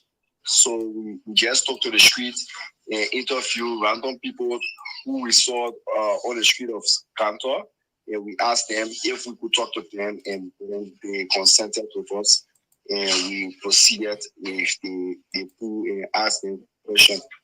But Cantor is a battleground though, because a portion of Cantor, when leaving from Honorable the late Senator Prince Johnson house, that house for a school going towards the Sakepie Highway, engaged. So yeah, going towards Sakepie Highway, almost reaching Sakepie is huge. Bringing some of them then in Upper Cantor, which having to be the heart of the Gantor, the city, is also a densely populated area. It is where you find supporter of Honorable Koga, but then people who are selling on the sidewalk, money changer, most of them are the supporter of Koga, and motorcyclists are supporter of Honorable Gongloe. So I wanted to find out, Ganta is the most populated city in Nima. Is that correct? Yes. So Gantor, no, that's not correct. We have Ban City. Ban City is the #1 populated area, followed by Gantor. Oh, so Ban got more people in Ban is surrounding than Ganta is surrounding. So Gantor, Ganta got all the businesses. Gantor is just. Yeah, Gantor is the commercial city where everybody, I know. almost like Central Morocco. Yeah. Most of these people that you see there in a day are not residing there. They are from different towns. They just come to Gantor to work. So for the residential area is where you find people residing. In fact, that play out to 3 police centers. In the Ban area, whose stronghold constitute the Ban area? So Ban is the Ban. Is the Ban? Is the Ban area? And I'm just going to note this: is the Ban area a Geo quarter or Mano quarter? It's a Mano quarter that used to be controlled by Madam Gongloe, where for the 3 times she contested, but not receiving a lot of endorsement from there. So that place is also a battleground because recently, just yesterday, we saw a women group on Koga gave them $100,000 on camera, something that is on camera, and they endorsing the elders community from that particular time to also endorsing. So it's a battleground. For either to maintain that play, means she need to go back to that people and do more work there. But it used to, the 3 times she contested, she defeated the late Senator Pewee massively in that particular area. So, but I mean, people can, one thing about these endorsements, right? You can endorse, but then your members and so forth. Even the people that endorse, the same person that speaking will vote. They gotta tell you, say, well, people got money. Because like, people for instance, money. I looked at the vice president today, he said next day, November 28th, the 26 towns because then 1 cow for Prince Johnson death anniversary. So so people just say, but again, I don't know, people take raising is giving money for on the campaign. I mean, giving money. But the first question will come to a voter. Only because they can't give them all the time. You give money, and now you can't give money. And you're right. And I think the voters are getting more inclined about the situation now. When those times you come and get the money just kind of coming from on tree, plucking it from tree and giving it to the people, right? There was only up. But if either could defeat Prince Johnson in Ban, then I don't see how the people going does Koga he be happy with it. Maybe they had the money they want. Just the money. There's the money. But I don't think. Listen, Sonny just saying me Koga is going nowhere. Koga is the most frustrated person. He's going to be the most frustrated person after the election. But if you again, I don't control what happened in there. But no, but I was talking to somebody from Nima today. The person said, "Look, they said the other thing the man doing. He said, look, you don't overlook it because he laying on the ground. Oh yeah, but that's campaign strategy there. That one I can't speak against that. Coming down to the people level. People will say, oh, the man part of us. The man owns the tradition. All the thing he's doing, But again, the question will be asked, whether if we like this man, whether things will change for us. Again, is for that man. The only thing he want to get a name that he's senator and big guy getting the pay. That's all he's eating of power. That's all. Well, what do you guys think? The CDC guys are going there. I think they're going there Friday or tomorrow. You think it will? And they're going there, and they're gonna, they're gonna go fire it. And you think they're gonna be some tension will come up from there because Yeah, it will be down there. What you guys think will happen? Sidiki, what do you think will happen? I think there are two things could happen. One of which, the first is that it helps now to redirect CDC's vote towards a single candidate, most likely. It provides guidance to the members on the ground who believe in the party and its mandate, that who are otherwise been a little confused as to whether of the three candidates which want to ultimately decide on. I think with the presence of CDC Star with supporting a particular candidate will provide them now say, I think there's the candidate we should go to, as opposed to perhaps sharing the votes with three candidates. So that's one of the things that I want a good thing. On the flip side of that, sometimes local politics reject interference. So people who otherwise did not want to vote also, who now are getting anywhere involved in the election, the presence of those who are not from the county into the county politics could serve as a reason why those who are on the fence to either get us a law. We think NEMA decisions should be decided by NEMAians. The presence of people who are not from the county to influence what we do here will be a reason why I will now go and vote on the other side. So it comes with both edges. So, but who is to benefit ultimately could be Kehleboe Gongloe if CDC was able to channel all of its votes towards one candidate as opposed to leaving it as open as they are indicated in its release, that their partisans could vote for any of the three candidates, thereby sharing the vote if it would happen that way. So I think Kehleboe tend to gain from that. Because CDC has a very strong structure on the ground, actually. Even though we haven't really been very much successful in terms of local elections, like representative and senator, because when MDR under Prince Johnson won most of the seats there, CDC has a structure, a very strong party structure there that at least in every town, village, and city, there will be a semblance, there will be a semblance, a grouping of CDC partisans.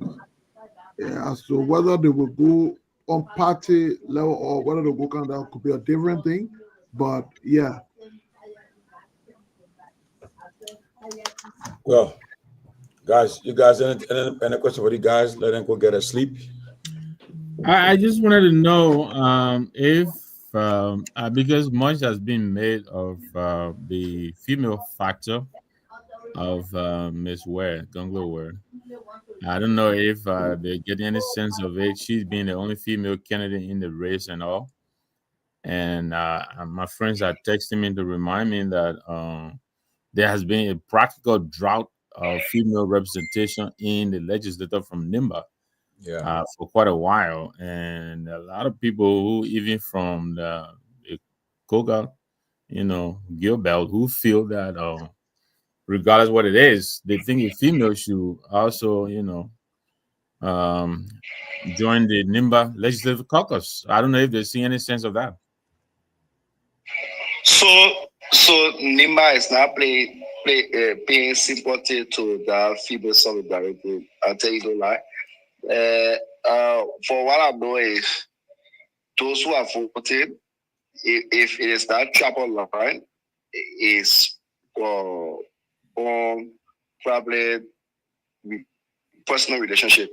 But for them to say, we will see women. No. So what really anchoring photos for what I said today was what really anchoring the photo here is the issue of the Liberia Team death in the association of Jeremiah Kuhn and the United Party or the Coca campaign and the way they are going about spending the money. So when you interview some of the people, when you talk to them, you will listen, you will hear them say, "Oh, Lord, Saint Jeremiah could become vice president when enter the mind when they store a found or Jackie. You can see pass it right." So the way that kind of like, say one powerful or we eat money. Most of so that's just some of the sour thoughts. For popular year women solidarity, probably just on Facebook, but it's not in the country that but people the women will say la women town, no. If I EA or self is not pushing that message.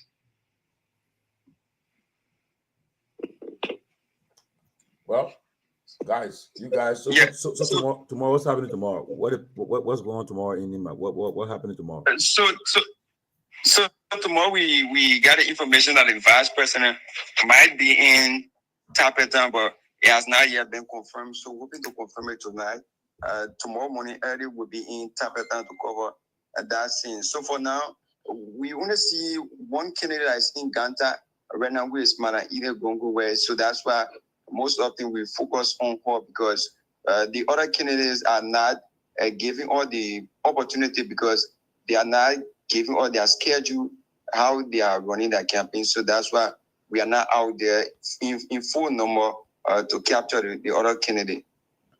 Well, I reached out to most of the candidates today. I reached out to the to Koga, to the vice president, to the other guys, and told them that they should give us somebody from the media team so you guys can liaise with them so you can be embedded with them when they are having these rallies and so forth.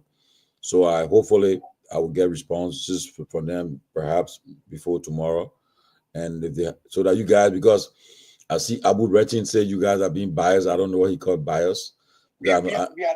I know you guys are not biased. You guys are doing your best to. We are out here for everyone. Yeah. So I want to say, no other question. You guys go get some rest and enjoy the Nima, the sweet, the GB, the Gigma, everything you enjoy there. Have fun there. So you enjoy the Nima place there. You be careful now. You make sure you take time. I told you guys, take time, take it easy. And why? Yeah, we are. So, okay. So I'll talk to you guys later. Yeah. All right. Okay. Well, that's Nima. Wow, Nima. Let me just thank Mr. Dwight. Dwight Port. Mr. Dwight Port from Texas. He's in Texas. Mr. Port, Mr. Dwight Duba Port. He today gave 20 gallons of gasoline for these guys in Nima. Mr. Port wants to thank you for your contribution to the guys in Nima. 20 gallons of gasoline. Thank you so much. That will carry a long way because the guys on motorbike. So they're making some ends meet there. They're trying their best. It's not easy there. Everybody moving, and Nima got good roads, so I think they can move up and down. But guys, that's the Nima election there, though. I mean, the campaign is on, and I know Madam Ware accused the vice president today of using the state resources, and that is.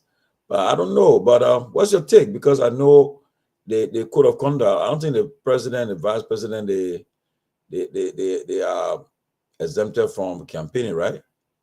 I don't know. Pewee, help us on that. I think that the two officials who are not who are allowed to, they can do it, right? You mute tell. There's nothing in the code of conduct that restrict the president and the vice president. There's nothing basically, but talk about public officials. So the public officials would be those that are appointed, presidential appointees. Basically, we have to fall in line with that of the code of conduct. There's nothing. But again, again, there's this debate that came out. Okay, when the president is going to canvass, why the president will have to use government? The president will be forced to use government.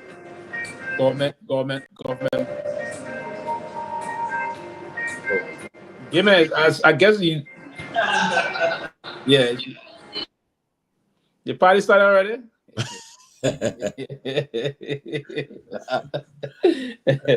Yeah, so it's difficult for the president to not use, because you see the president should not use government resources, because the EPS will be government resources. The vehicle will be government resources. So the same way applied to the vice president. But for other public officials, I think, because it is there, it's an open issue. And wherein my own frustration is the president's own inability. So is the president being very insensitive? That's the process to the plight of the Liberian people, right? The president wants the ability to take decision. It's a country of laws. The laws are on the book. Why would President Boakai sit and allow? I mean, you've been around for a very long time. You were at PMC. You worked there before. Other people can say this, that. You had an issue. You want. It should not be the case here. Now, and the guys are openly doing it. They do it with arrogance. Right, 12 will go, and 12. The information is that 12 is giving Koga almost 15,000 gallons of gas. I mean, tens of that. I mean, that's the kind of thing that allegedly we're hearing. It's alleged that that's what's happening. And pumping money from those areas, taking money from the LTA, taking money from all those institutions, and pumping, because they believe that if they didn't win these elections, there will be a negative outcome to them. So they try to do everything, use government resources to fund the campaign. And in this kind of a campaign, you have to be mindful, because if you pump the money, the way people believe that you're spending the money, they will go for the money. They will not go to vote. People have to vote based on issue. I know most of our voters here not all the time voting on issue-based, but very soon we headed there. So that's my fear. But yeah, the vice president and the vice president is very putting himself in this campaign. So I don't know. I hope where is it this time next week? How we're going to be looking at this process? But the CMC has raised an alarm over the violation of the code of conduct, and that is a fact. The ombudsman is there. Amos Toy and others are running all over the place in them, but they're not supposed to be there. So they're violating the code of conduct. Why is the ombudsman, taking issue with that? Yes, the president, the buck stops with him and all of that. He's the president, all of that. But why aren't these people doing their job? Why do we always have to go to the president? There's an ombudsman who was sitting. I mean, they've been inviting people in. They just fined Anthony Kesley $2,500 the other day. Yeah. Exactly. The ombudsman office recommended part of her reason for her suspension. The featured a bus. You're right. That she didn't respect the office of the ombudsman. Exactly. So they've been working. And the ombudsman knows all those things. He knows very well that those people. The ombudsman knows that Amos Toy is the managing director of the Brent Petroleum Refining Company. He knows that Luther Tapper is the board chair of the Port of Monrovia, the National Port Authority. He knows that Mo Ali is the managing director, but he knows those people are serving in their individual capacities, at the same time party capacities, and at the same time openly campaigning. Exactly. He knows that. So that the CMC complaint was a further indication to just bring his attention to it. But he knew those things. So we want to wait and see what's going to happen since the complaint came in. Nobody complained Emma Glasgow for the ombudsman office to recommend her suspension. No one complained her. Nobody absolutely. So you see, but again, if you brought partisan individual to an integrity-based position, wherein their decision will be compromised by paying allegiance to a certain political individual or political institution, that is a serious problem we have. The office of the ombudsman was said time to time we needed to vet people that will be given the public trust, not individual or not opportunistic elements, right? We need to give the position to people that the community or the society will vote for, right? So as a matter of fact, those individuals that were given the job, or even the head of the institution, now people came and said, Lami on the show before we all need to be on the show. And that's my own issue with Lami. I will be calling him also to say, I said, well, Lami, what is the problem? We taught people like you, and I respect him. Up to now, I'm still respecting. I don't even know if his decision-making process are being impaired. I hope not, but why would the office of the ombudsman be I mean, I selective? will assume otherwise until he proves me wrong. I watch Guar. I think he's a brilliant lawyer, but I think when they get in government, they allow themselves to go compromise easily. What is stopping him from saying something right now about it? That is a violation of the code of conduct, you know. Well, and they get in these places, they are playing to an audience of one. They just look into the president. When the president winks, then they move, you know. Why is an upstanding man from the way he sounds and talks and behaves? Why is he not acting now? I mean, that is a question. Until he can prove me wrong, I think he's compromised. He's been compromised. They have a job to do. They have a job to do.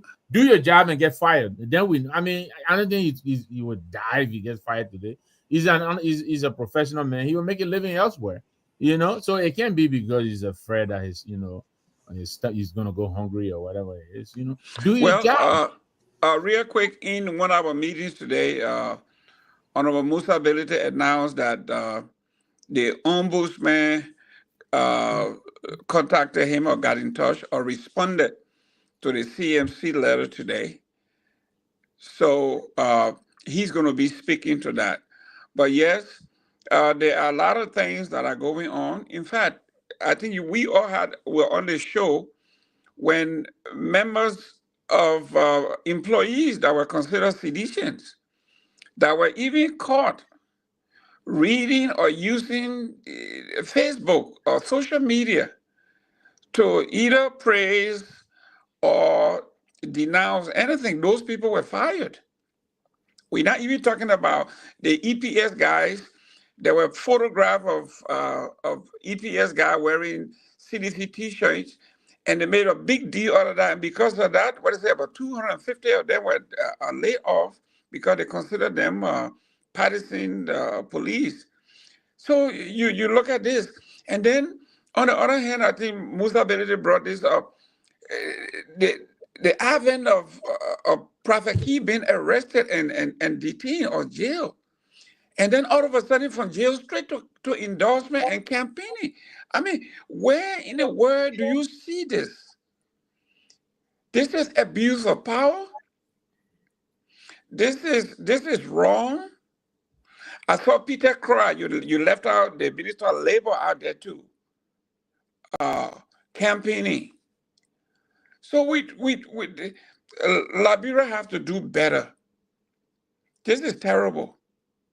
And where is our friend, our good friend, Josiah Jokai, who are all over the place? Mr. Nyenwolo, you know Josiah Jokai very well. Where is he? He's waiting for the president to give him the go ahead, I guess. You know. And when you do this, you know, you weaken the institution. And I think President Boka himself should know better. There's a reason why the little justice has a veil on her face, because justice is supposed to be blind. You're supposed to apply the law across the board, you know, without favor. You cannot choose and pick. When you do that, you weaken yourself, because tomorrow, when you want to apply the law down, you cannot, because yesterday, you know, you were picking and choosing. What the law says is what the law says. That's why we always say, what is the law? What does the law say? If the law says, as a government official, you cannot be in office and politics, and why is nobody saying anything? You know? Well, also, I don't know if you saw the Liberia Investigator, the newspaper. Today it says that I think the EU, all the funding agencies, they have cleared Madam Grasco. She did not misappropriate any funding. So how can you suspend someone? You say the person is corrupt, the person misappropriated grants, and then the grantees or the grantors came and did an audit and say every dime that we put into this was accounted for, and we got the proof. There were no misappropriations of funding. So how do you jive? How do you compromise? How do you navigate that dichotomy? Well, on the issue about code of conduct being violated. You know, so most of the time we usually talk with our people can just talk and put it on Facebook, but I'll just inform. But I'm not going to quote the source now because yes, but I'll just inform that there were only today that they how do you call them? How do you call the guys then? The ombudsman. The ombudsman received an official complaint. So all the things we've been hearing about the people violating the code of conduct have been just on Facebook, social media. No, there was an official letter from the CMC, Tomalin. Whoever told you that they're not being I think they said that, but I don't know, but they said they just received the official complaint today. Okay. No, they contacted Musa Ability today. He just made the announcement that they reached out to him. But it doesn't mean they just received the letter. The letter been out there for a week. Well, I don't know, but I'm like I said, I made a contact with that agency, and they just told me that they are just been hearing. They say the things they have been hearing on social media, seeing on social media, but officially got to the office today. So tomorrow, I think they start investigation tomorrow. So okay, but Tomalin George, does a person have to make a complaint for the ombudsman to see that Mo Ali and Peter Croy and all of these folks were out there campaigning? Did somebody have to where are they? Somebody has to come to them and complain. Don't they have eyes like everybody else? I mean, I think so, but I don't know whether we got to look at that act, the act that created that office, and see how the issues are brought to for investigation. Whether people have to raise the issue or they have to see it and then they bring it, then they go for it, and so forth. I don't know. We got to find out from that, you know. So, but now at least we informed that they officially have it and they're going to start investigation tomorrow. But again, I just pray that these investigations will go to the core of it, and those involved should be wherever fine penalties that required should be applied, you know. And I hope every recommendation they make, President Burger should have the most of the political will to act, because that's the problem, you know, and that's the problem with our country. I pray that our country get to that point where people will operate on fear and favor, you know, will operate in that manner, and they will be able to be decisive and take action, because you tell it's unfair. It's unfair to the other candidates. The guys are using state resources. They are going there in on taxpayer time. Can you imagine? You can't try in America. We are working here. You know that. You can't go other people. You can't go on your time and say you're going to campaign or do something when you're working. You're gonna get fired. Yeah. You know? But these guys are going on weekdays, going on our taxpayer time, and you go to the offices now to do business. They'll tell you they're all on Nima, and I don't think it's fair. But again, it's all about the political will. By this time, this is the government. You expect that such institutions as the ombudsman, their function will be automatic. You know, when there is a transgression, they will automatically, you know, capture it and deal with it. But there is a pattern, a culture in this government, you know, of violating the law with impunity. I mean, they've done it on several occasions. And so now the integrity institution themselves, they seem to be, you know, taking their marching orders from the executive. I mean, otherwise, why are they not speaking? Why are they not doing anything about these things? You know, well, they say they got a letter today from Musa Ability. We will see what happens. But I'm glad at least the opposition community is beginning to, you know, to flex its muscle. This is the kind of thing we expected when someone also put it, you know, the CPP and other people. But the opposition's silence is deafening, you know. Why are they not, you know, if they're speaking out in the chorus, I think it would be more impactful than for the CMC alone to be speaking out. And where is Uri? Where is Uri? Why is he not saying anything? And where is Cummings? Why is he not speaking? What is he going to say? Where is Simeon Taylor? Where are all these people? You know, they let us down. And they're letting us down. They're giving this government a free ride. Nobody is stepping up to this government, and so they're having a free ride, and it's a shame.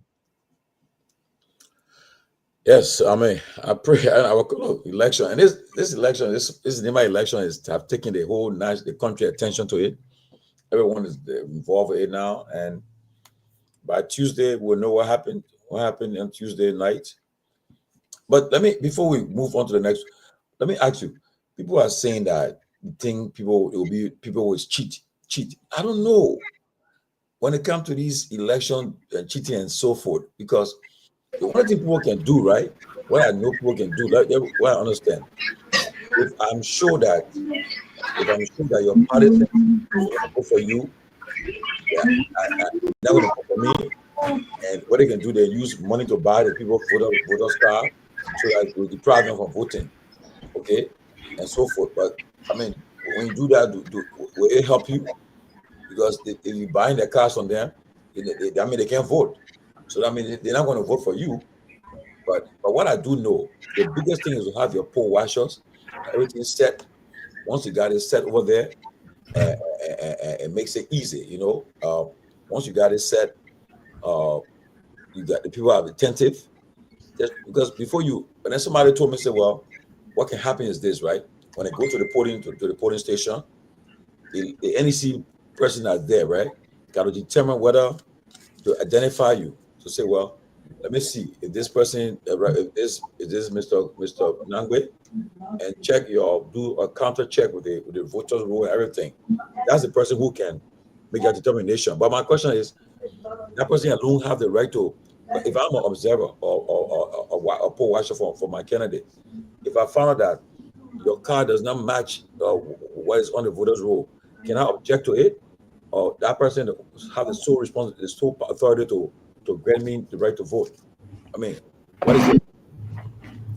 I think that is what the poll watching is about. I'm sorry, I'm gonna go ahead, but I think that's what they're there for, Tomalin, to make sure. But it's saying that the election person from NEC, they determine whether the person card is legit, whether they have if the person. So my question is, that person from NEC, do you have the sole authority? Why if I object to it and say, well, no, that's not Siddiqui, that's not Ahmed on that card, that's not his, it doesn't match. I mean, I don't know.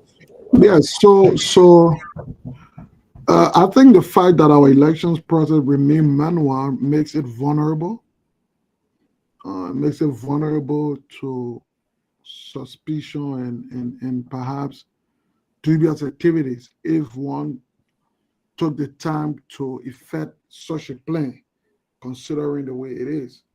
I think the protection of that system largely falls on the party's ability to observe. Now, here's the thing: the guys who go to represent the party are observers. You observe what you consider irregularity, put in your report, and send it on, which your party will use to challenge the result.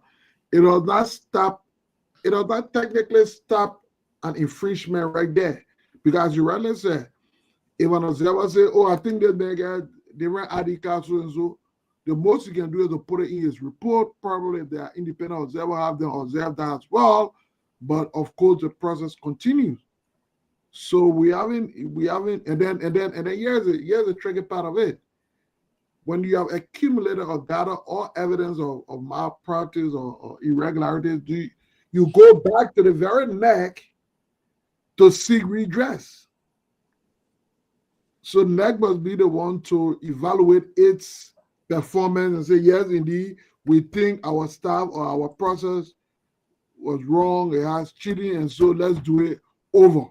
Then if NEC were to give a ruling that you don't agree, then of course, before you go to the Supreme Court. So with that alone, it gives some sense, some vulnerability. However, I think over a period of time, it become, because of the time frame, it become a little difficult for you to do systematic cheating in a process. There may be lapses in here and there kind of a thing, but systematic as we go along. So ultimately, the burden now falls on political party to send very elite, trained observers to these pools and ensure that they have a robust mechanism to identify irregularities, to seek redress. But yes, the process, considering as long as it remains manual, as long as it remains the way it is subject to some form of vulnerability. You know. So what is it? So what is the end goal of the poll watching then? Because if you can't check people watching is to identify irregularity, but I'm saying right, not because you observe, because your role is to observe right, the polls, right, provide report. right. You know what I'm saying? Because it doesn't stop the voting process because you have observed some irregularity. Your job is to build evidence, gather evidence, send it to your party file in a formal complaint to So if you identify a fraudulent electorate, that person still goes ahead to vote? Well, to a larger extent, to the extent where, for example, the name is Victor Nangbe on the ID and the person is trying to vote for Peter George, I think that is too glaring to continue the process. However, a larger extent of what happens in the voting center is at the discretion of the magistrate. The magistrate or the election worker at every polling center. Observers are given task to observe, not to, provide restriction as to why this is. You can go and tell the magistrate, I think the person voted twice. That what I was about to say. You can flag it with the pool supervisor. You can flag it, and then you are to take note of it, provide that evidence to your institution, who then will seek redress.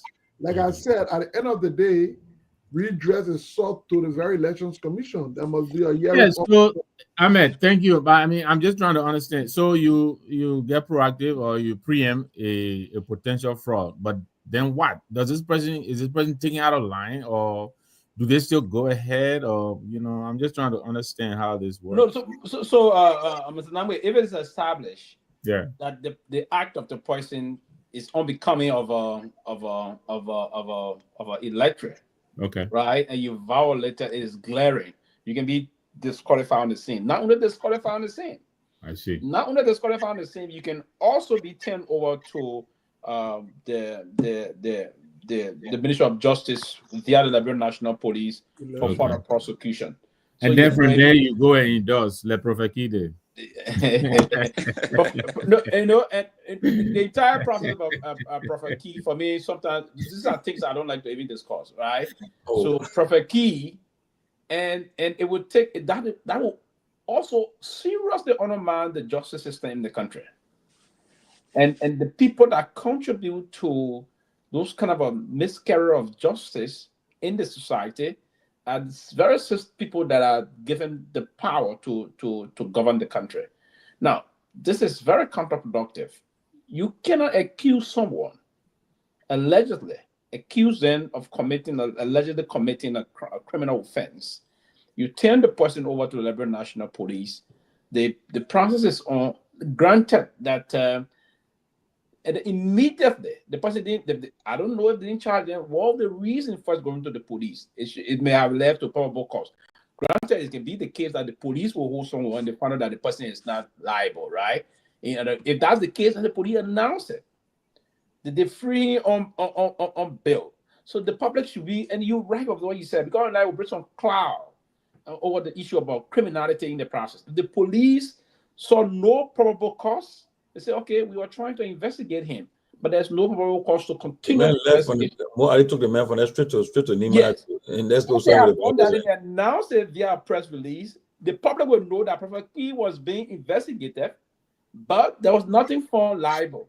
So now he can move on to engaging in a political process. But he then took the man from there, they go indoors and start saying nonsense. And start saying, and that, for me, probably is a deranged element, right? So for me, and to see Sylvester, it's a deranged element. Welcome our CDCMC chair. I don't go to them. Grace Guar, Grace be in Europe. She's president now in England with the CMC and the guys that are gathering. Yeah. Welcome, Madam Guar. I hope you Thank have you. a great time in how do you call it, Manchester, and England. Manchester. Good to see you. Thank you, Tomalin. Thank Okay. you so much. I'm happy to be here. We are in Manchester right now, and I overslept, so I missed some of the pictures. But I'm happy to be here. I'm so happy to see the field, and I miss you guys on the platform. So tonight we were upstairs, dining a little bit. I said I have to come up with some argument tonight. That's why I'm here. CMC, international base, European base. I knew you were dining when Jerome kept slipping in. Oh, I know you were going to take a bite, then he come back on the show. No, I think I have been at tequila. There you go. That's it. Cheese poor man, Pewee, you're missing out. Yeah, you can be, some say the drum mayor can be. You have the extended portion of it, but yeah, other people can do that, and other thing is, I would have loved to be a part of the process, but but yeah, there's other issue unfolding. So basically, we stay very actively engaged in other things. So, Madam Chair, gentlemen, the Tony, political. your man, my boss brother there. You see your Basel people, your convention and your day body business. No two things, your master, your Basel people. But madam, you see, he want me to tell the phone. We're having dinner, right? So we're having dinner. We're very nice. And then game making and say, say we came to the convention. Everybody said, I love you, say, Basel for the convention, baby. They said, now convention. So the people say you're banning your candidate, or you run away, you're on that way. What you say about that? No, but the thing is that our political leader will soon be other year. We just came for meetings. So you'll be back before Tuesday? He did his groundwork. Yeah, he has to be there before the election. So but the answer to that would basically be, you see, and that's one of the issues people should stop. I had one platform talking about you. Say, I come in. The answer to that, it should not be, and that's the same thing someone was saying yesterday. Kehleboe on the show, Kehleboe saying corporate something and that. The issue, the party is not tied to the political leader. Thank you. And if you have institutions, there's a structure on the ground. The political leader is just the head of the structure. Right? There's a structure on the ground. The structure is doing work. So when the political leader is, everything does not just sleep. Those functions are being operated by those people in a more assigned responsibility. So this organ is handling this, the other organ. So there's a spread of organs that are trying to perform a responsibility being headed by the political leader. So the political leader can operate on, he can operate on wheels, right? He can be in Manchester and be brief as to what is unfolding there. So it's not about abandoning the candidate. There's a structure there. And the campaign is ongoing. And elections still going to be next Tuesday. So I think it's going to be in time to vote. And that's the beauty of CMC. We are an institution. So we don't focus, the political leaders, they hear, yes, we respect him, but the institution continue, even if the political leader is not there. Pewee just lay off for you guys. So I don't know how they say, because the political leader is not on the ground, means that our candidate will. But no, the structure is already there. It's a structure. What could be more important to the CMC now than its first election? Yeah, its first election. I mean, doesn't it show a conflict in priority in terms of what they want to pursue? The what? The first election, we agree that the party that surround the political leader alone, but it also indicates where the political leader stay or where the party mechanism focus now. What's his focus? Do you see how the Siliki, what is it you are saying? That I'm saying you are in your first start functioning because no. You are in your first election. You are about to get your first political strat as a political party. Not only that we see the political, but we see a diversion of concentration and attention. No. What is so important to the party in Manchester that it will take the political leader, a driving force of the party's own effort there. Today, to the extent that today his backyard, according to our reporter, was turned over to his backyard. Saki Pierre was turned over today to his opponent, Koga. That is not true. Those things are propaganda. The thing is that that was reported by closing argument reporter anyway. Just so you know. I mean, if closing argument reporter want to report that, he wants to report that, but that is not the case. So the political leader already did his due diligence. The same people were saying that the political leader, it was looking like he was running for senator. Now the political leader had done everything he could with the candidate, and he has to come because CMC is a global institution. It's not just based in one area. So he had to come do his due diligence because he has a lot of people in UK that we had to meet. Then now they say, oh, yeah, the political leader had to be there. We can be on records. We are not a fair weather party. Thank you. Mr. Siddiqui, your CDC is tied to an individual, okay? Oh. That if Joe Weir doesn't get involved, nothing happens. Shut up and fire. Shut up and fire. Okay? We are talking about an organization that is bringing together bright minds from all over the world. Wow. I met people here that are from Colorado, from Manchester, from London, from all over the place. This is what we are talking about.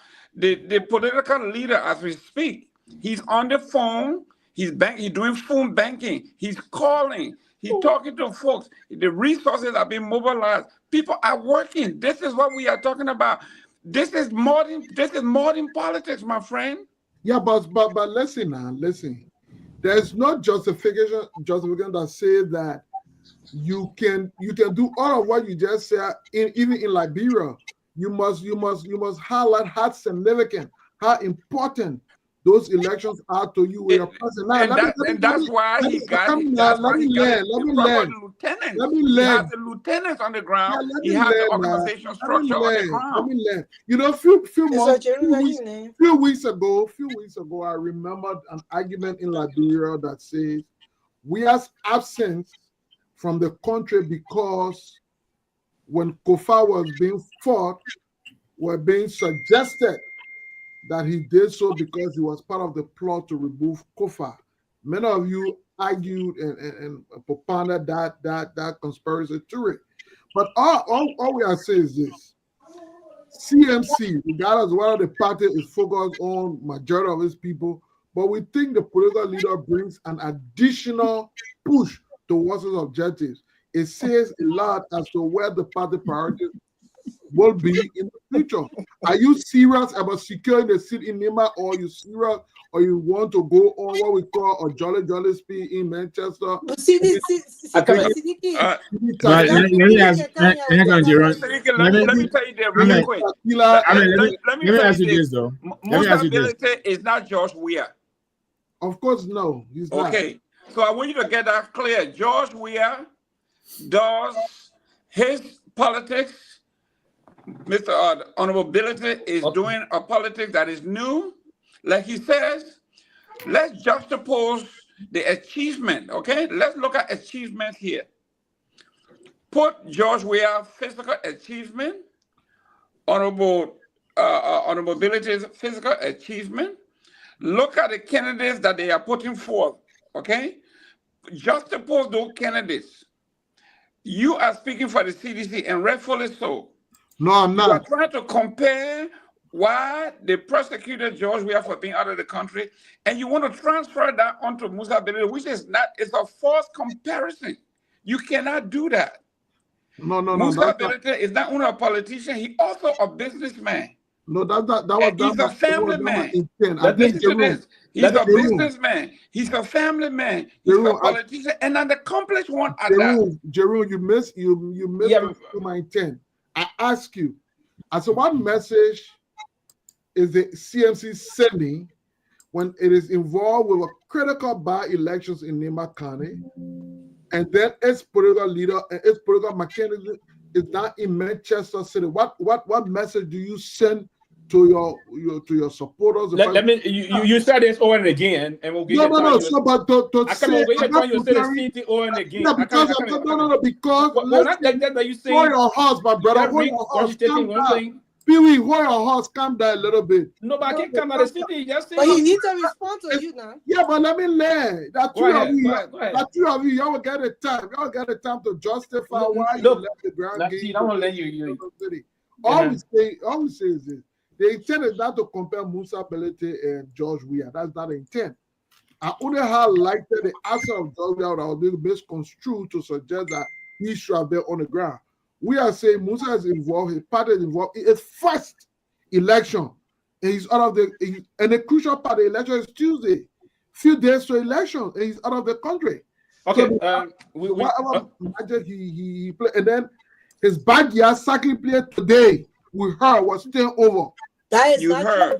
Let's say, and you try to, and it's okay, my brother. You can just be saying over and over. You just regurgitate one thing over and again. Now, But just gonna simplify it. let me say this. So you number one, you didn't get the reporter well, and again, hearing someone comprehending it is two things, right? I comprehend very well. You heard him, but you didn't comprehend. No, I comprehend very well, Pewee. I'm mistaken making. So that's the process.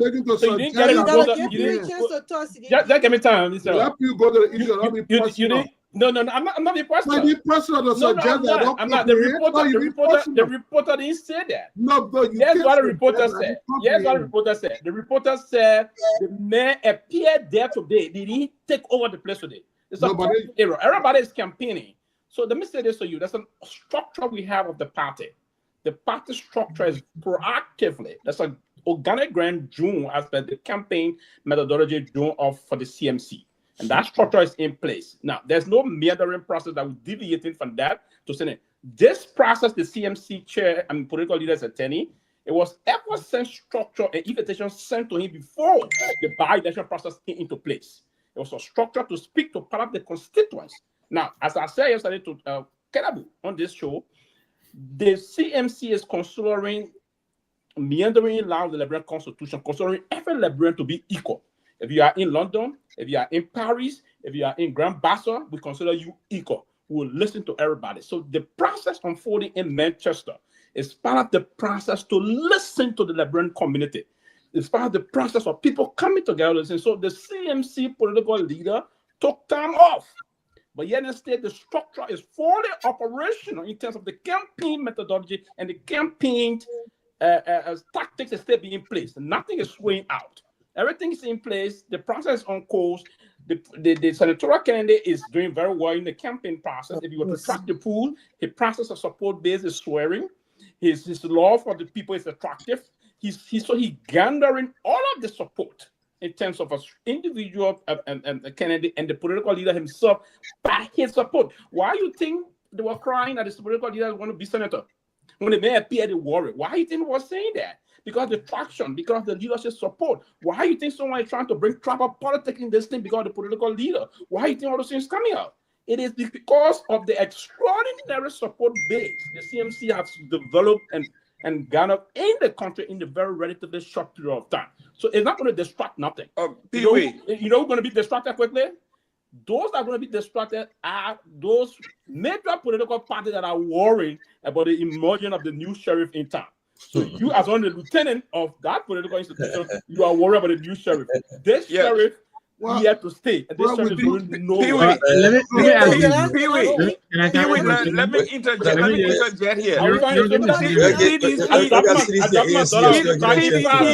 Three candidates. We don't want to know candidates. No, but y'all got cities and ANC pull here too, so they won't respond to that. Yeah, but Mr. Siddiqui, can you answer because CDC endorsed three candidates? You don't want to know candidates. My injection into this conversation was not to answer my question. Yeah, I'm answering your question. I'm saying, for the record, my injection was never to compare the CMC or the downplay. I understand that. Three candidates. Have your candidates? Wait for me. You went on a defensive too. I'm saying to you, the Spora chair, if you claim that you have the structural strength of your institution to the extent that you don't have to be at the same time, I would think that it would indicate priority because the global chair could have represented on mobility in UK, if that so much is the basis of your structure, considering, I'm saying, what message does it send? That was all I was asking. You have not answered my question. You endorse 3 candidates. You are on the ground in Liberia. Have we are going to visit either one of those candidates? CDC does not have a candidate in a race. You endorse 3 candidates, sir. Yeah, but we don't have a particular candidate in the race. So there you go. So where does your priority lie? Tell me. In terms of the election in Nimba, CDC has no candidate. You see, you are uncertain. You when you talk about priorities, if the election in Nimba had priority, you have chosen one candidate, you have supported one candidate, you have been on the ground pushing the idea of the candidate. Instead, you're sitting here and you're talking about Honorable Musa Belede, who is doing exactly what any professional politician would do, which is you can chew gum and walk at the same time. He's doing 3 things. He has a party. He's running a political party. He's running the campaign. He's on the phone. He's on. Listen, man, the man has his gadgets. The man has his phone. The man has his iPad. He's in control. He's in contact with all the agents on the ground. They are reporting to him. We are getting information live as we speak. And you're sitting here, Garguah is in Monrovia.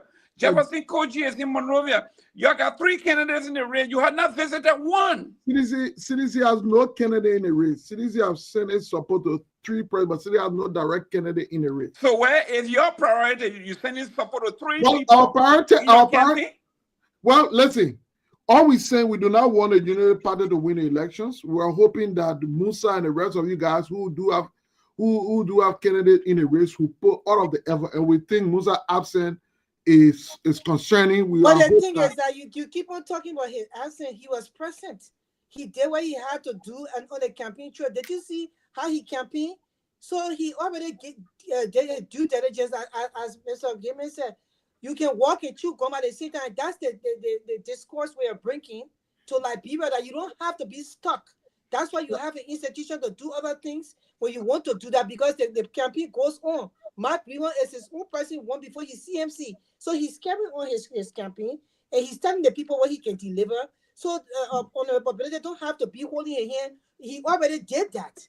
And he did his part in that part. Now he will be there for the elections, but he had to come and cater to another set of Liberians who are also, wanting to hear about his party. So he has to do that. And that's the reason why. So he's not jolly in Manchester. He's working here in Manchester. This is I'm a sympathizer of CMC. I'm a sympathizer of the CMC. I think I respect Musa's audacity today. I think that's a good thing. I like his fighting spirit. And so just for but I say this though, Ahmed. I mean, you I'm sure you are a junkie, you usually these final days are the days for the closing argument. In fact, some of the institution around this time they're taking a break, they just, because everything that needed to be done has been done. There is not much mind, not many minds you can turn now. And so, if the CMC, the chairman just wrote here that they're running on the record, I think that is what they're running on. But I think to say why he's absent, I think that's unfair scrutiny for the CMC, as Jerome has indicated. The CDC has a stake in this election. They should be working 3 times. The UP has a stake in this election. The political leader is not in them, but yet the VP is there. He's not a political leader. Just as the CMC chairman is away, he also has, his deputies and other people on the ground. But to say because he's out of the country, he's subjugating the process, I think that's unfair. And I think we're all waiting to see what's going to happen on April 22nd. Have you won an election before? Who's that? How can we answer that one? No, you said to me, I'm a rookie, right? No, I said junkie. Yeah, junkie. We are political junkies. We are all political junkies. Suggesting that I'm new into the business. No, that means you are immersed. That you're steeped in the business, you know the business well. And you're welcome. I'm actually giving you a compliment. But let me conclude. let me conclude. I think if we're going to depend on the last few hours to turn this vote around, I think then our work has not been done. No, but a critical part of the elections in Liberia, particularly, is turning out the votes. Correct. So turning out the vote is a very critical part. Yes. And what you want to do is to keep which is not happening until on the 22nd of April. That's when you're going to turn out the votes. You see, turning out the vote is not an event. It's a process. That is, the base must be mobilized to go. The momentum must be there for people to go out to vote. It's not like, okay, election day, say no, let come to go to vote. That momentum must be within the people. First of all, they must be mobilized. Then on the day of voting, you can easily now transport them. They must be playing. And I'm agreeing with you absolutely. And I'm saying to you, all of that is done prior to these last few days to the elections. You do all of that. That's what the whole campaign is about. It's not just speech making. So I'm saying if the vice president will be in the county for the rest of the days, I would think Musa, who represents a very towering figure of the opposition community presence in Nimba County, in my view, politically, is more important than being in Manchester. Yes.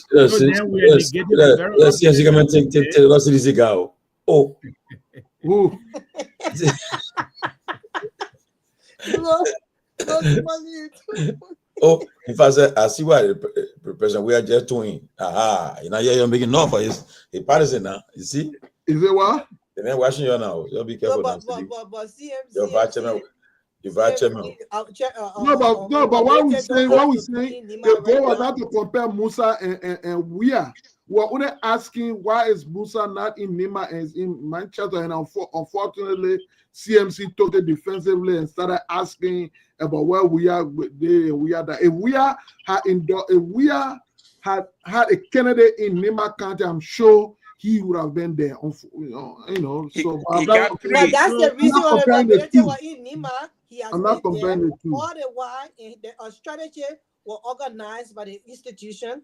And he went and laid down that strategy. He did what he had to do there. He's going to be back there for the voting process. So even if a Jeremiah Kun, who is the vice president, does not put any threat to us, because we know what we did in Nima and we know what we expect to come out of Nima. So our political leader don't have to be in Nima right now, because he has another program that he has to attend that benefits his party. So we already did what we had to do there. That's what we keep on telling you. So the presence of the vice president Kun doesn't change anything there, because we know what we did. So let's watch the process.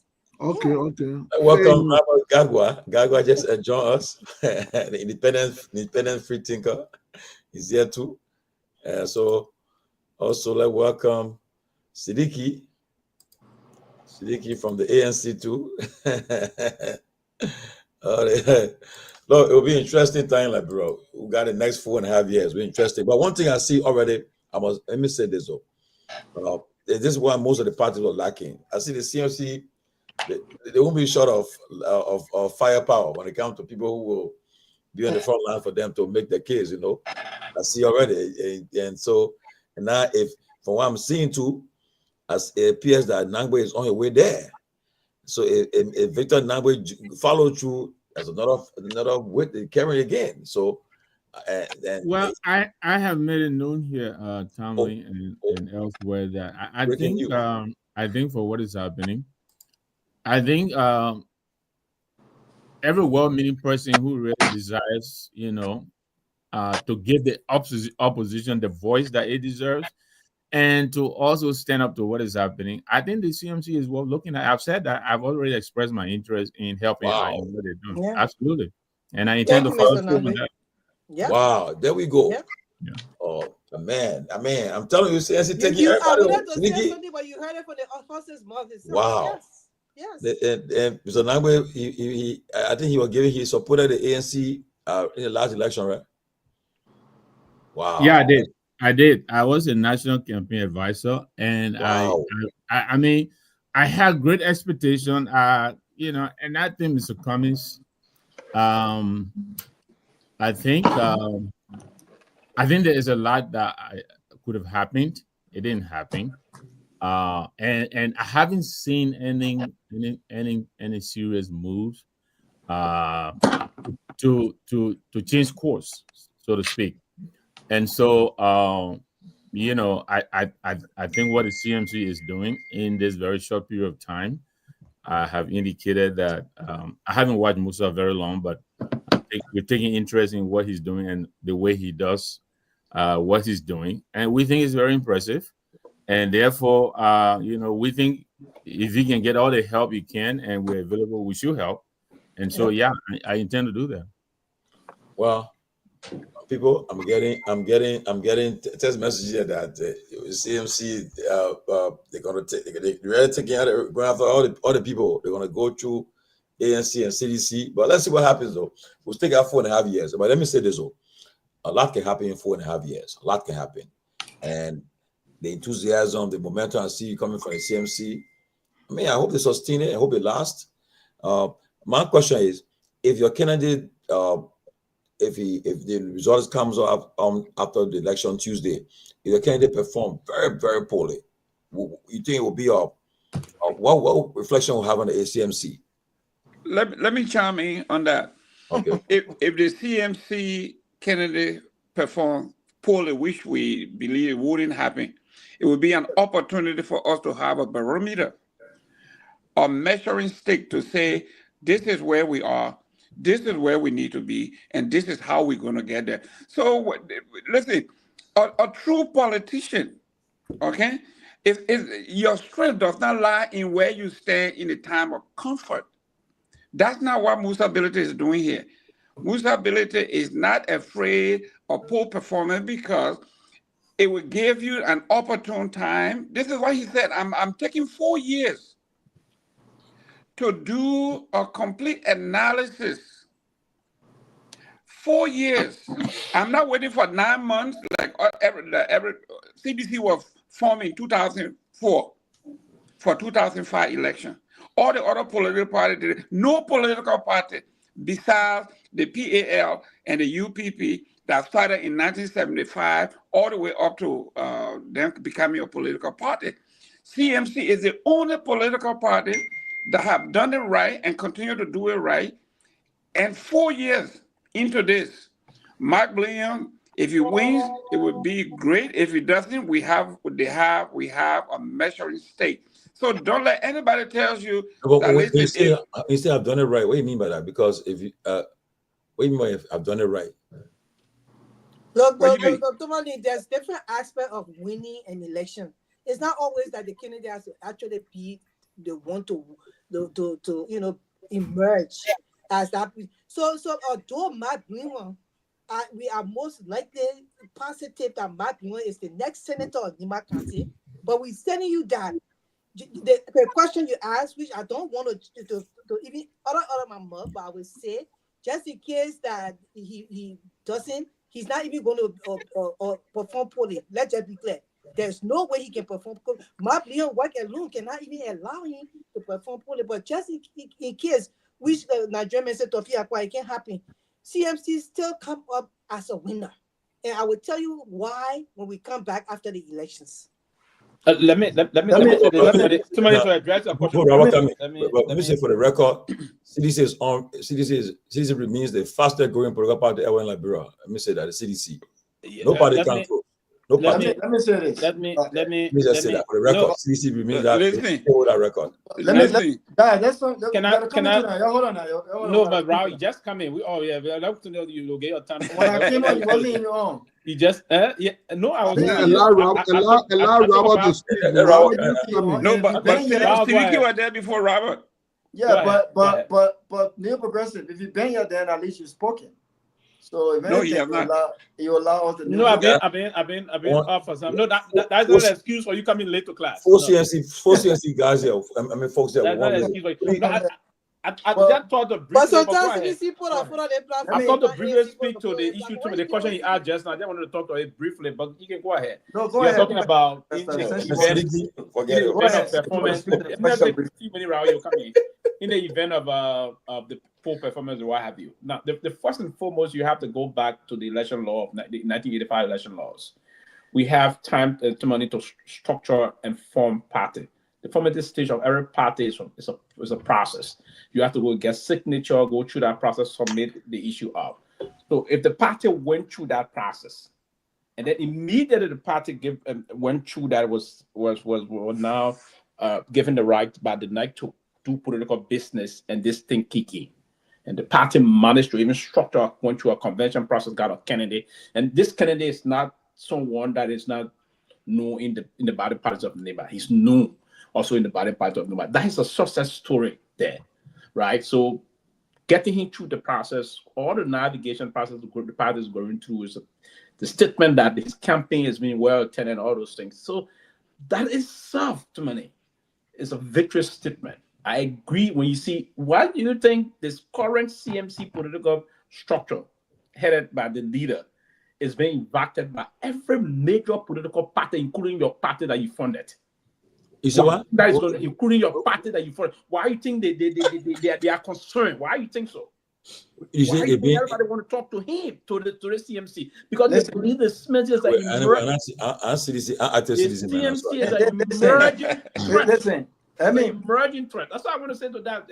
I think in place. Why do you think that's what's happening? I think, listen, anyone who, I think this was all expected, and I will make the analogy.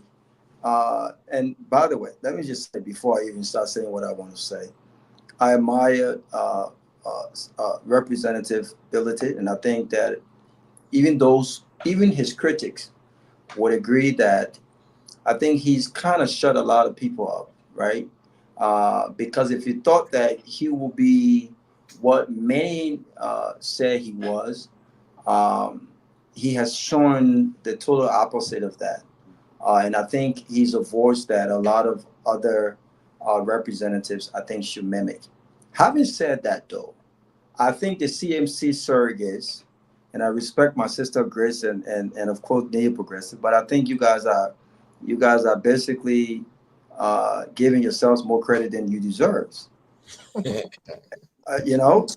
Because this is almost like a new artist, right?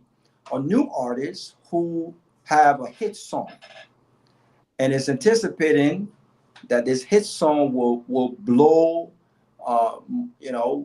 more than it has already. I think Musa Ability, given what he's done, Musa Ability is no stranger to Liberian politics. Musa Ability is the former chairman of the Liberia Party. Musa Ability played an integral role in the campaign and the campaign of a very forceful figure in Liberian politics in the name of Alice Cummings. Right? He's been around for a very long time. He won overwhelmingly in his district. In Nimba. He's the current sitting representative. He's been around for a long time. He supported Ellen Johnson Sirleaf. He supported former President George Weah. He's no stranger. He's no stranger in Liberian politics. And so anyone who did not expect that he will form a party, right, a new party, and from all indication, this party seems to be setting the foundation to become, has not yet become, to become a true political institution. I don't think that anyone would have expected a less momentum that the CMC will have now. I've said before, and I will say now, there are lots of serious-minded Liberians, both in Liberia and abroad, who wants to be part of a political structure. I'm one of them.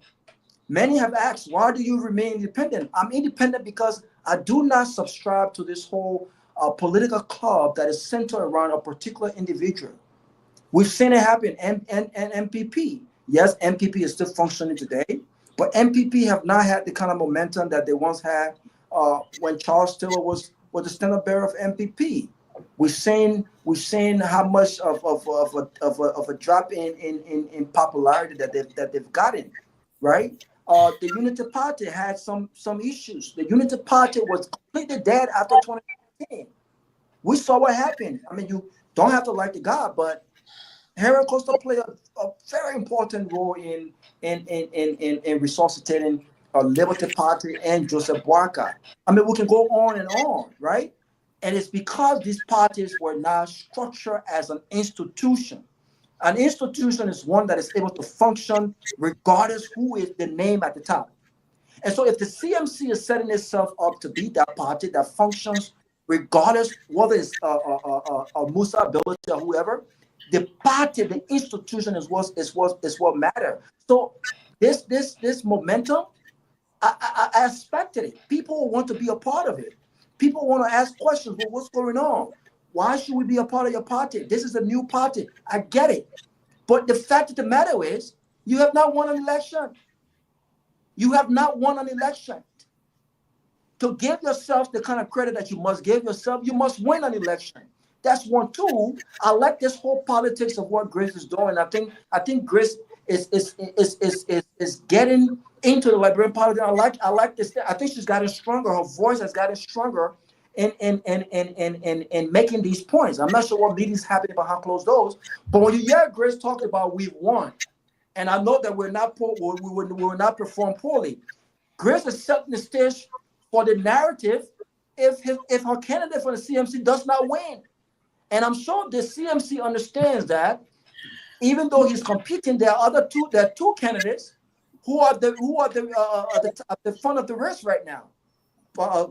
Miss Edith and this idiot and Samuel Kura, right? That's in the narrative on the Facebook and in social media. In reality, no, but let me land, Grace. The reality is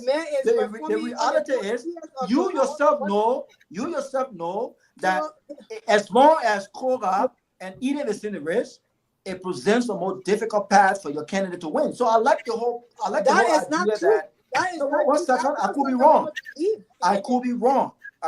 But let me land. So I like this whole thing that you guys are saying we've already won, even if we don't win. There's many ways to win an election. Listen, there's only way. There's one winner. There's one loser. The winner will be the one who is the next senator of Nima County. The rest of the folks are considered losers. But again, the CMC have the momentum that they have because I believe Musa ability have really given people the reason to believe, to not judge the cover by the book by its cover. His actions, his leadership, and what he's done as representative. I admire that. I did not expect that. I admire that, right? Is that enough reason to jump CMC? No, I'm taking my time. I'm looking at all of the different options. But again, I'm not surprised that people and others. Mr. Nabla, let me tell you something.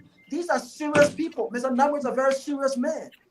These are serious people. He's not joining CMC because of poor performance. He's seeing what Musa Ability has done. But again, the CMC still have a lot of work to do to bring people to the party. Grace, you have your time now. Grace, you have your time, Mama. Yeah, but trust me, you have your time. You gotta cut her a slack, right? Was she in Manchester? Cut her a slack. You keep interrupting me, so relax a little bit. No, you've been talking too long, my brother. I know you want to respond. I know you want to respond, but you've been talking. I give you a chance to talk, but I'm on the stage now. Allow me to speak, man, please. And so I will land on this note by saying the CMC momentum is not a surprise, because Musa Ability has led that charge. Had Musa Ability performed this month so badly as representative, Mr. Nagbe and others would not be saying, you know what? These guys are up to something. Had he performed badly, a lot of people would not be coming on board. So you guys are doing a great job so far. The momentum, the recruitment process, I like that. But don't pat yourself on the back so too much, because you have not won an election yet. And if you do not perform in Nima, you will be considered a loser. There's no other way to win an election to win one. Loser. The way CMC has emerged, my brother, I know Honorable Ability to do diligence and due process in whatsoever political background he comes from and whatsoever he has presented to the Liberian people. It's clear that he's one of the best, hardest working politician ever in Liberia. So that is clear. So, but it is the truth. It is the hardest working politician ever to emerge. And how did you reach that conclusion? What have done in Liberia compared to all the other presidents and all the other senators and representatives, you cannot compare, my brother. So let's just be clear on that. So of course, when he's leading a party like this, people will follow. But then the party has its own strength with him and behind it, and that's the reason why it's the fastest growing political party right now in Liberia, and that's just the truth. So let me What you see about losing So election, can I come in too now? this so Friday will make so they us get way small. You come after me. Event again, as a Way political small. party in Liberia. Okay, And no problem, Chief. look at the fear that we have seen. The way the people, everybody is just creeping. They're so scared. And we just tell you, like, bring people, this is another alternative. This is the third lane. We come to show you what we can do for the Liberian people because our country has lacking. And then we also say, yeah, you can see, look at our political leader. These are some of the things that he has accomplished in his own setting, his own I can't even come, but this is what he has done in his own way as a politician in Liberia. He started this thing before he was even a politician. If he can do this, you know that when he emerged as the president of Liberia, he will even do more because we have an institution, so we don't even know yet whether he will be our standard bearer. Because we have to vote on standard bearer to play. We're not like the other political party. They pick one person, they worship that person. If the person don't be the president of the country, it doesn't go. If the person, no, we're not. So we go to primaries. If we put Musa Belete in on primaries, like the that. political leader, I like that. to run for president as a standard bearer, that's a whole new it adds to it. I like that. It doesn't take away from it at all. So this is where we are with the thing. So I like that, Grace, but there's only one way to win an election, which is the next senator of Lima County. There's no other way. But the next senator of Lima County is my blue one. Okay, what we are doing in Lima County right now, and the kind of strategy we lay out, you don't know behind the scenes, my brother. Sometimes not everything here on the Facebook is true. So we have done we are in Manchester, relax. Because we know what we have done, our political leader will go back to Lima County and he will be able to go. Oh, so Grace, you're in Manchester too? I am in Manchester right now. Yeah. With the political leader? I am with the political leader and the rest of my CMC must. Yeah. Yeah, so Grace. Mm-hmm. I just want to say in response to Tomalin's question, I really don't see the CMC being a loser, regardless of the outcome of these elections. I must be fair to say I gave it out to them for even attempting to go in that route. Lima County is, I think, the second to Montserrat in terms of electorates, in terms of population. So it's just less than 5-6 months to attempt a major election like that indicates its audacity, indicates its ambition, indicates its vision. So we gave it out to them.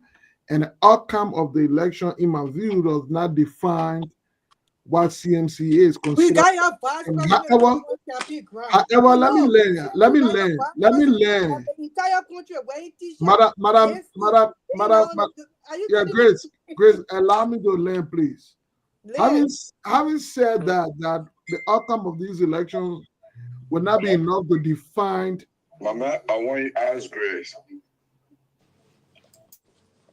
To define the CMC, we gave it out to them for attempting the power. But listen, the mistake that I see creeping in, and I will advise that you don't do that, is to think that you are coming in to take a space of all of parties. I would suggest to you, first you need to do what you need to do first is to establish your own identity.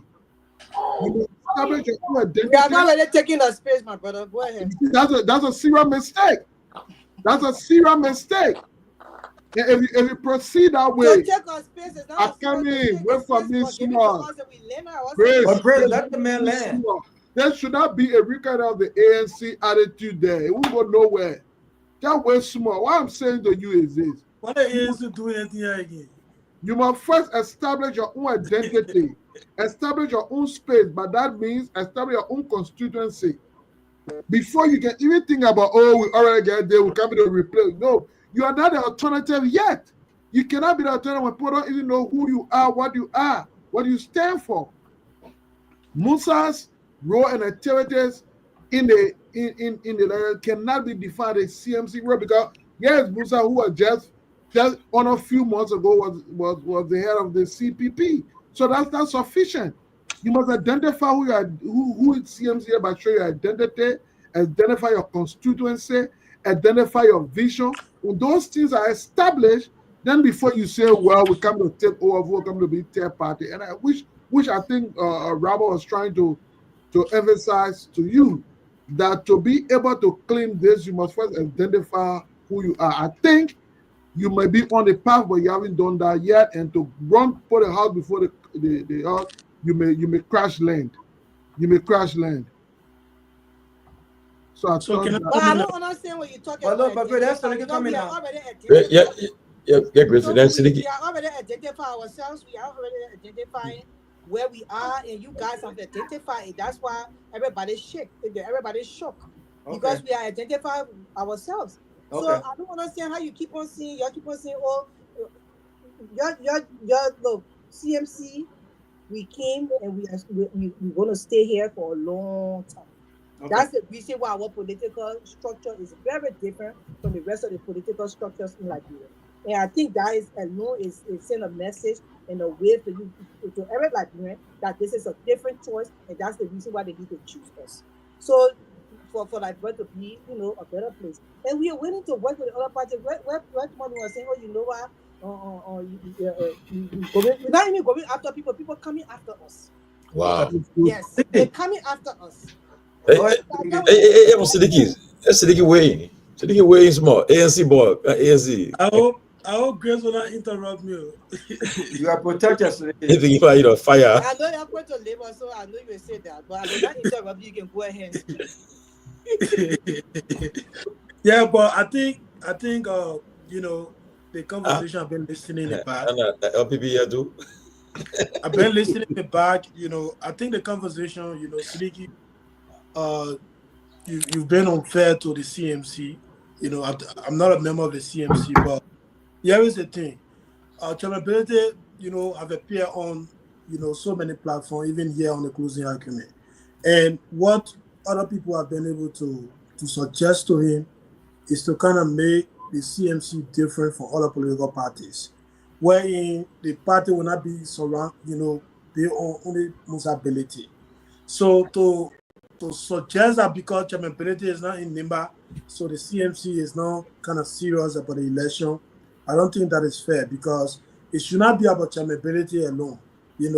I think they have a team. They have the Secretary General, the Secretary of the party, which is Robert Bangura, and is in Nimba. Other, co-officials of the party, so they can do whatever chairmanability as a leader can do, to make that candidate to win. But here is the thing: no matter who's whether the CMC members agree or not, there are top two candidates in the race in Nimba, and our top candidate is Koga, and that is because the ruling party is supporting him, and the other guy is how you call this guy?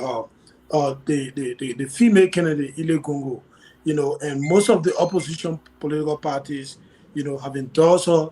And, and even today, there was an opinion poll in Nimba County, and that's the top two candidates. And then number three, you can talk about Mark and Karisi, Yelu, and the other people, but I think there's a good track for the opposition. And for me, if the opposition lost this election, it's going to be, because of the failure of not, collaborating to feed a single candidate. This could have been an easy route for Ile.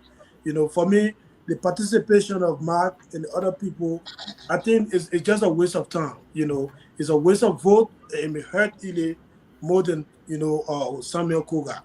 For me, that's what I've been able to see based on the different polls and the kind of feedback we're getting from Nimba.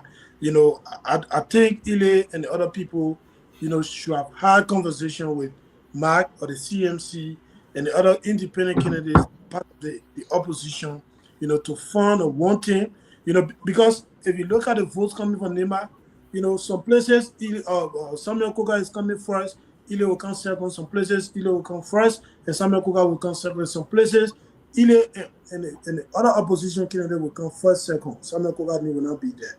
So for me, if they're going to, join a collaboration to support Ile, this could have been a one-round thing, and then by now we're talking different things. But it's a hard race because the government is spending resources to support, Samuel Koga, who is not telling the people of Nimba what he's going to do.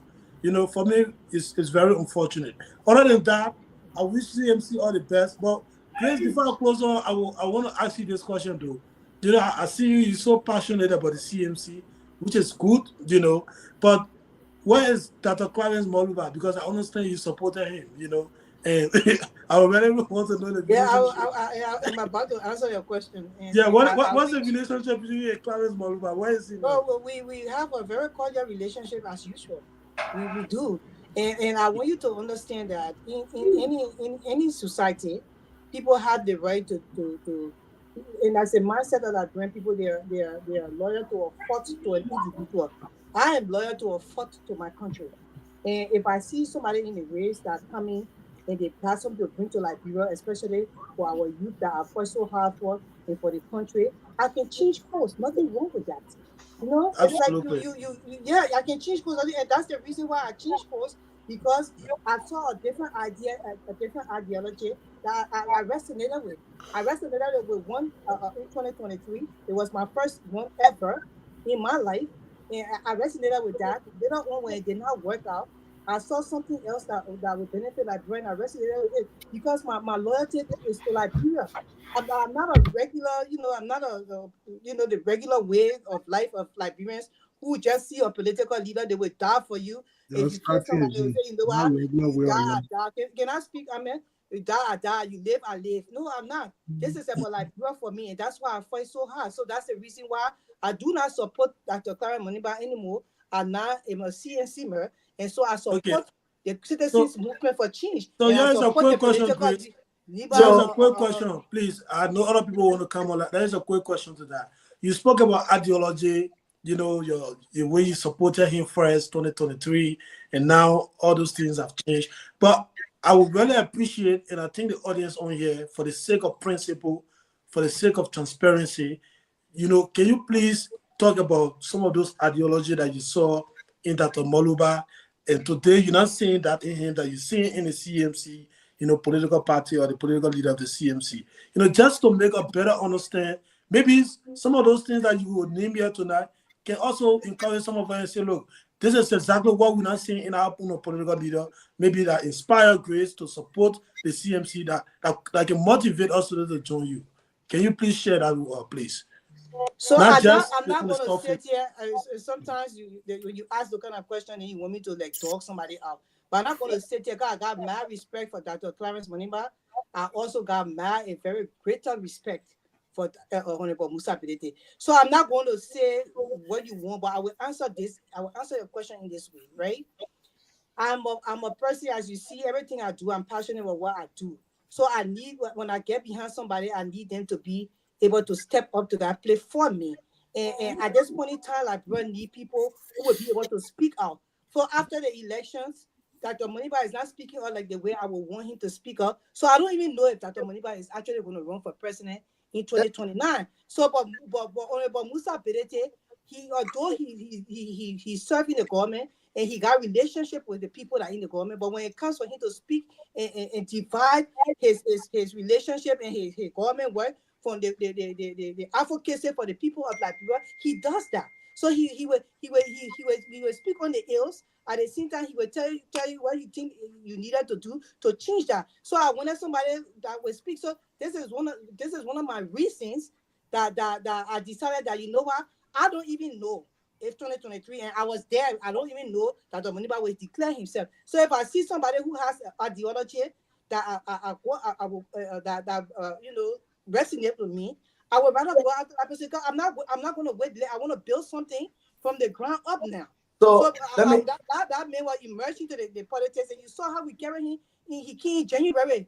Everybody had been announcing, and he still came up because why he had people like me on his side. So Robert, I know you want to come in, but I want to speak to something you spoke to earlier before you come in, and then you can probably. If I see Yes. Musa Bedete already started in 5 years of election, I must get on that plea, because right now we unfortunately, Grace, you didn't answer my question, but let Mr. Nangwe come in. You didn't answer my question. Thank you very much. That's the answer to your question. Yeah.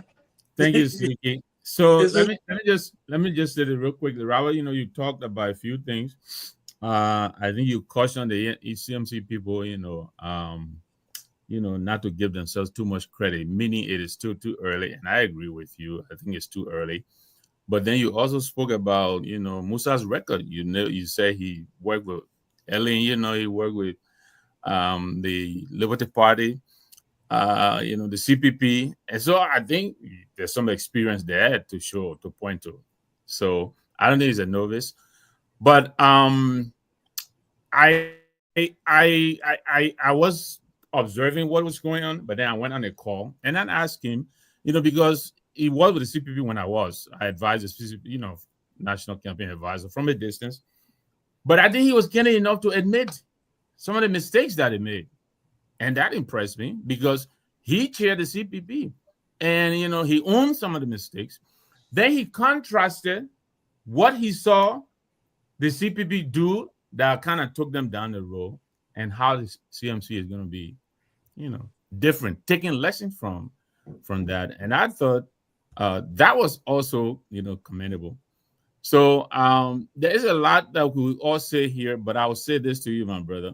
You know, I haven't been on here long, but I watch you guys a lot. All of you guys, you're very informed, you're very intelligent, you bring a lot to the table. But Liberia belongs to all of us. I think it would be a mistake for all of us to sit on the sideline and watch and wait for failure to happen, and then we come on here and analyze the failure. I think we should all contribute to the success. I think we should jump in there and be the change that we want to see. Let's not let, you know, perfection be, you know, the enemy of the good. There is not going to be a perfect politician. If you ask me, I think Alex Comey he was the best candidate. I think he still is. But for some reason, he's not tracking. I don't understand that. I don't know why. And if he's not tracking, I'm not going to keep banging my head against the wall when I know we're not moving. Musa has demonstrated that he's not just a talk, he's the talk and do politician. You said that, you spoke about his record.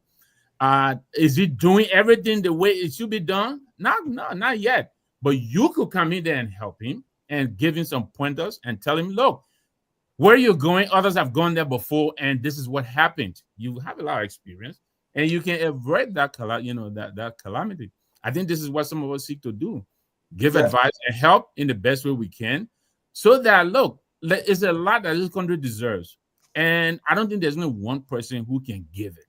All of us collectively, we can bring our talent to bear, and I think that's how we'll make progress. Yes, I concur. I concur 100%. I concur 100%. And like I've said, I'm moved by institutionalization of political party, and so I'm watching. If I have to endorse a candidate, I would definitely be an active, not a passive voice in 2029. If I do not see an institution that I can align with based on ideology, based on share core values, then I will endorse a candidate or the candidate that I believe have what it takes to move our country forward beyond 2029. Having said that, though, I want to pick it back to what Grace said, and this is where I have issue with Grace. And this is the reason why I have not just put my support behind anyone, right? And I know in Liberian politics it's difficult because, again, we lack true political institutions. But my generation and my politics, we gotta change that mindset for our generation and generations to come. I do not want to support a person.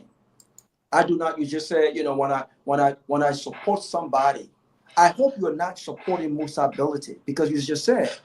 I was responding to the question. One second, please. The party has a structure, which is the reason why Musa ability does not have to be in Nima per se, right? Because again, the party have done its due diligence. They've done what they're supposed to do to ensure that the message of that candidate is heard, right? But again, I don't want to be a part of a party because I support a person. And I believe this is the reason why it was easier for you when Siliki asked question about the ideology. I don't want you to support the ideology of an individual, because if you do that, if Musa Ability is no longer a member of the CMC, then what becomes of your loyalty? Are we loyal to individuals that head the party, or are we loyal to the institution? The reason why a two-party democracy or three-party democracy have worked in this country very successfully, other candidates have come on board, is because there are people who are aligned with the Democratic Party, not because they love Barack Obama. There are people who came on board because of Barack Obama. There are voters who were first-time voters because they were inspired by his message, but they were part of the institution.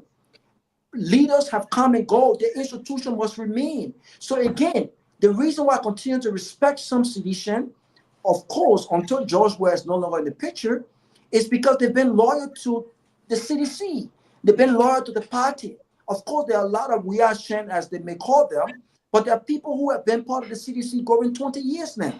So again, I want us to encourage political institutions that we align with based on our shared ideas, not because of the ideas of the ideology of Musa ability. If the party decides to support another candidate at the convention or the primary, because members of the party, delegates of the party believe that that person shares what the party shares. That person believes that this person has what it takes to go out there and win an election, and that person is not Musa ability, even though Musa ability is competing. What would be your position? Are you going to support the CMC, the institution, or are you going to support Musa ability, the person that you put behind? This, I believe, has been a problem. So I'll close on this note.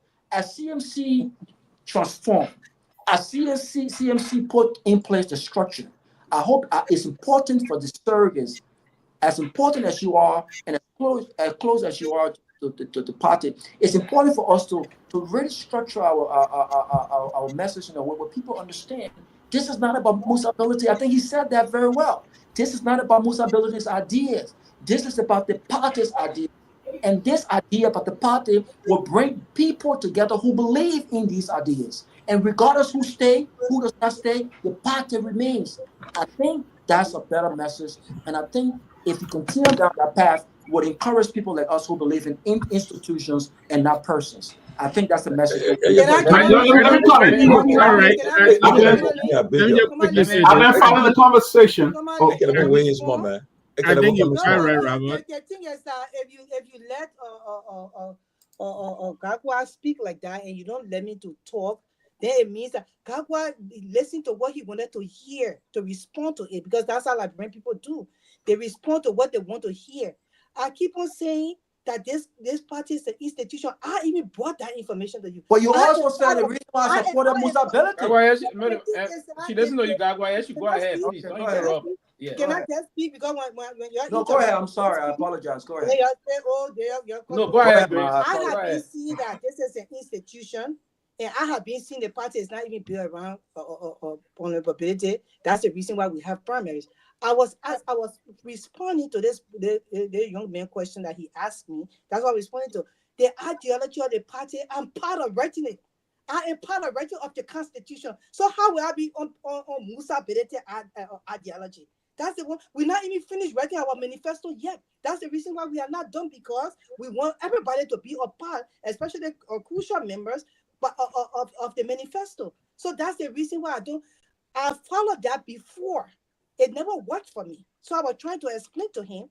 I followed that before because Dr. Muniba Jenny, imagine he was inserted into the race in January, in our race. So it was about him, about what he wrote, about everything. Now it's about the whole institution. That's the ideology I follow right now. So I was trying to explain to him as individually, and I kept on saying, I said, my love for Liberia.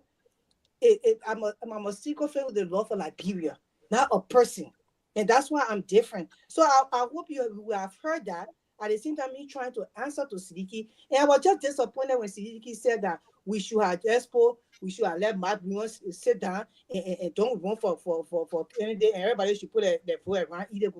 How you take a young man and take his own dream that he has to help his own people, and you say he should give it to somebody because that person is supposed to win? It's sad for us to think that way. And you want to silence the voice of Mike Leon with everything he has done, everything he has done for Nima County, and the kind of level of respect that the Nibalians have for him. That even Prince Johnson made an announcement that he would prefer Mike Leon being a senator of Nima County. He said they will put all that aside. Because you see one person that the person is supposed to win, and so that one he was supposed to put his own dream aside to carry somebody else's dream. Very, very sad. It's a sad time in Liberia. Very sad. Yeah, Tomalin, before you come in, please. Highlight the people before you come in. I know. You are good at that. Go ahead. No, sorry. You don't even come in, man. No, you want me to put it on? People get shot down. Let come in, man. No, Please. I just wanted to highlight something briefly. Okay, hey, go ahead. Let him speak. So let me highlight what you want to highlight. No, Kehleboe, go ahead, please. No, go ahead. Highlight what you want to highlight. No, I just wanted to. I was enjoying the debate just now. What I wanted to say to you, too many, is I don't know if we'll have the time because now I'll be off in a few minutes or so to just highlight just a video circulating that is very important. And maybe Kehleboe will use that also. What unfolded today, what the vice president took Prophet Key to bring this issue about tribal politics back in our country. Saying Mandingo people and not people should be allowed in our space. Remember, we went through it. That's one thing I really want to highlight. And nobody condemn it? No, but now I would love for the closing argument to take the whole of tomorrow to discuss this thing. We shouldn't take it. It's a serious situation, and we shouldn't take it lightly. It's a serious situation. He not only said, leave Mr. Benedict out of this, but he talk about the Mandingo people. And we know about our history of that. That's why I'm just going to highlight for us. Even to go pick up my daughter quickly, but we should highlight and discuss this. It's a serious issue. And Prophet Key didn't say this on his own. The United Party people paying to say it. I agree. Because it's part of their fear. And it's the vice president that led this campaign. Brought Prophet Key, say, hey, yes, somebody said this. I think Prophet Key has not seen this on his own. 10 minutes to discuss it. But then you see, what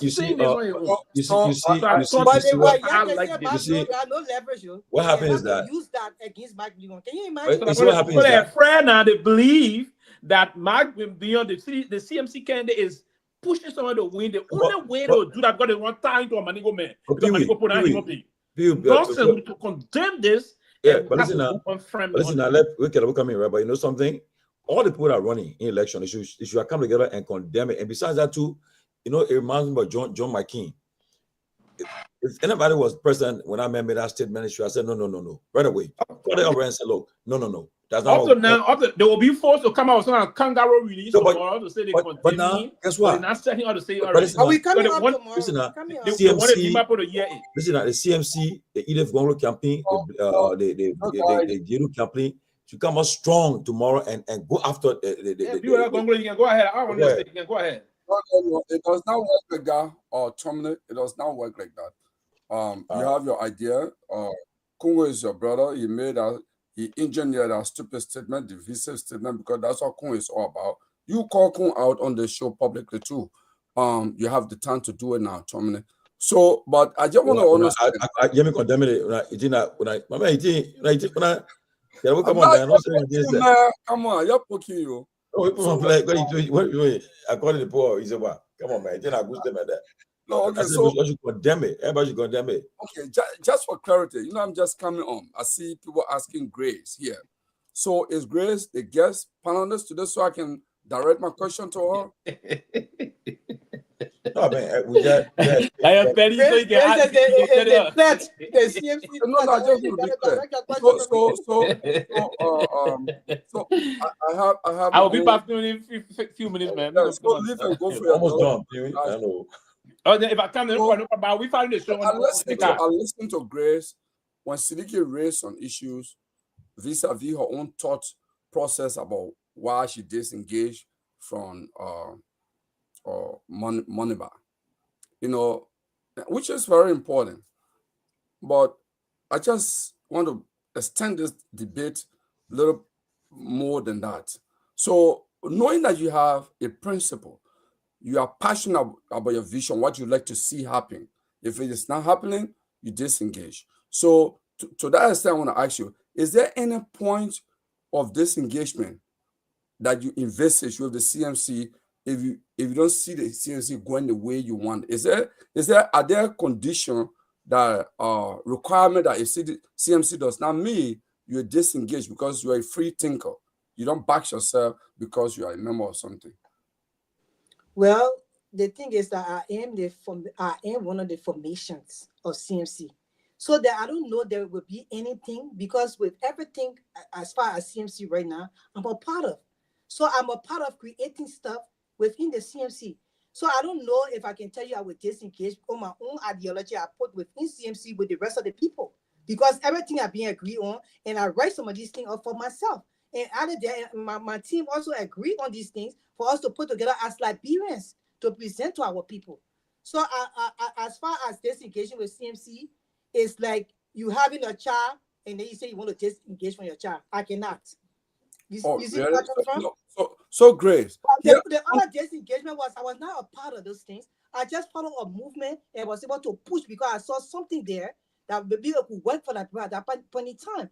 With my advocacy, I saw that, you know what, I will see somebody who will be able to push for the Liberian people when it comes to certain aspects. Although I was not part of certain things that were laid out, and I did not see it coming forth, but most majority of the stuff I like.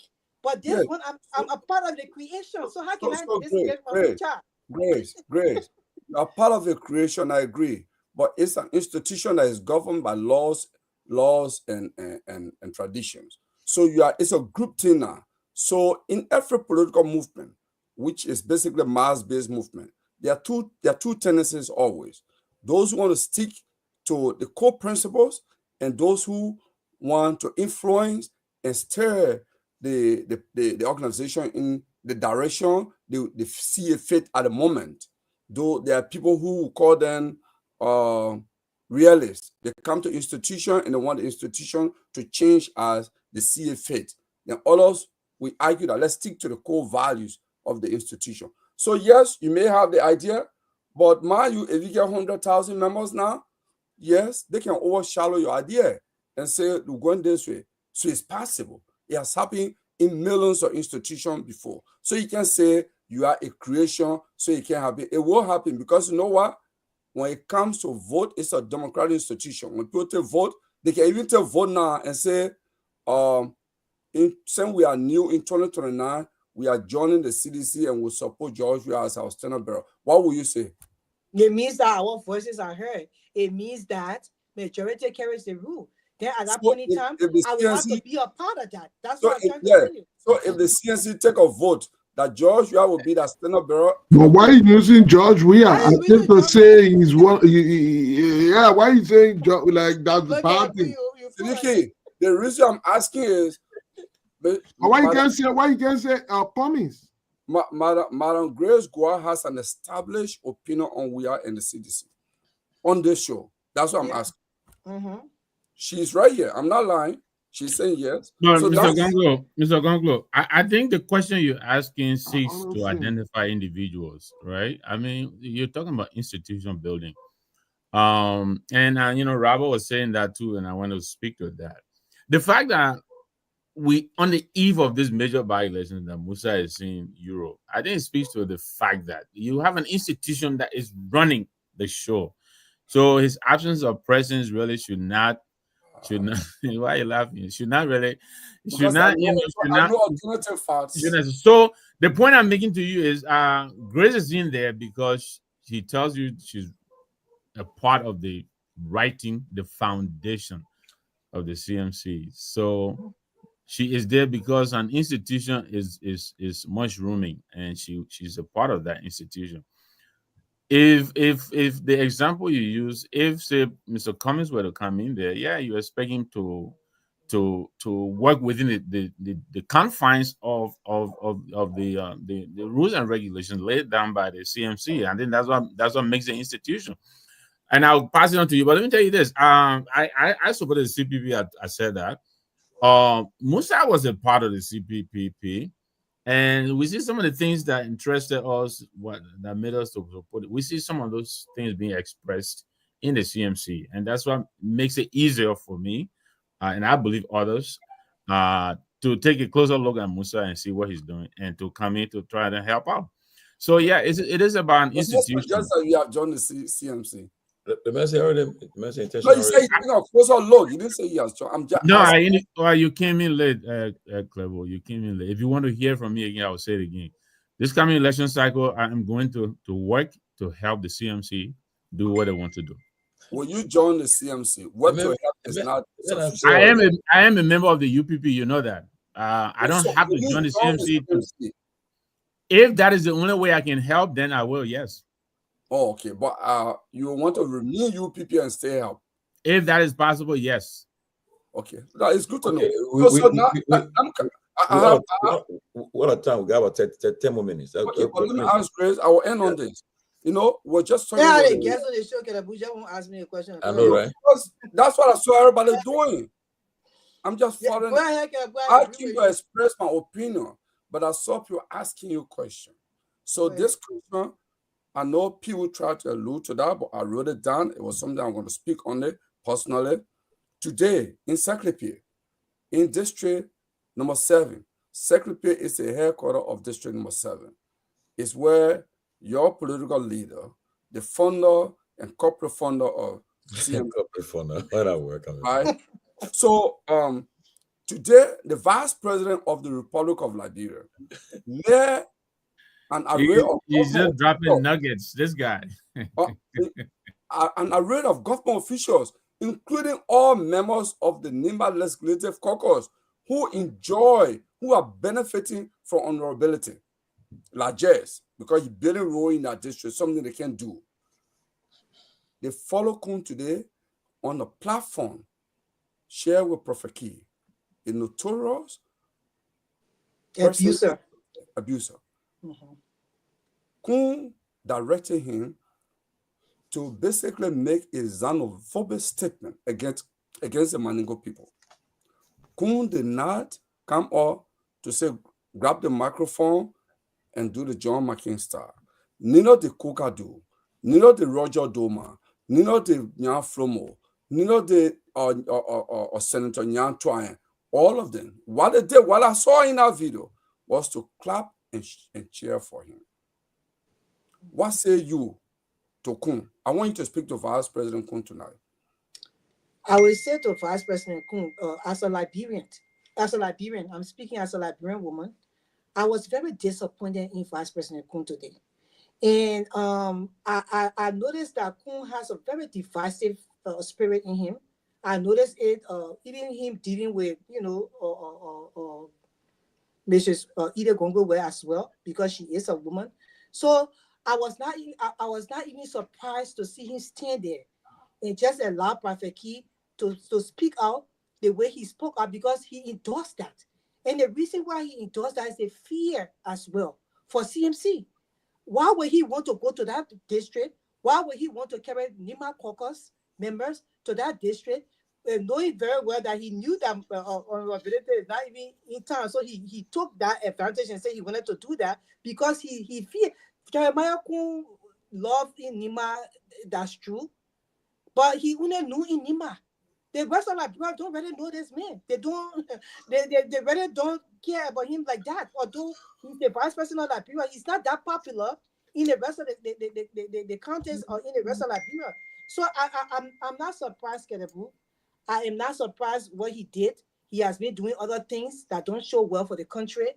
And it's so sad in this day and age for them to single-handedly try to divide the country in a way, especially using a tribe that is a part of the country, that they are our brothers and sisters, and we love them as we love every Liberian.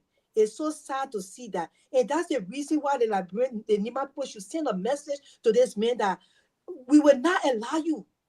Koga will not win election in our country. Anybody else can win election in our country, it should not be Koga. Because where this vice president is carrying on, it shows you that just in case God will not even align to be president of Liberia. If he's president of Liberia, you will see that Liberia will be really divided more than ever before. And we don't want that in our country. I agree with you. But can I end on this note, guys? Please, not to monopolize that. So, just for the record, I'd like to inform the public. I believe this show is being relayed in NIMA, and those specifically in gray, NIMA County tonight, they can hear me talk to this. A few weeks ago, Madam Way was on a campaign mission in that Joe clan. And someone in the crowd stood and said, Madam, you are going to be our next senator. We are going to support my view. There's a noise. Talking from the back. Can we mute if we're not talking from So she was on the campaign trail in that part of the country, and someone in the crowd came out and said, "Hey, madam, we're going to vote for you. I was going to vote for Mike Leon, but Mike Leon joined a Mandingo party. So now switch and vote to you." And she grabbed the microphone and said, "No, Mandingo people are citizens of Nimba. They are integral part of the county. They were here just as early as other tribes were in Nimba." Today, Coca could not do that. Today, Jeremiah could not do that. In fact, my information is they engineered that, because they and Musa Ability have gone back and forth as to whether they will campaign in District 7 or what.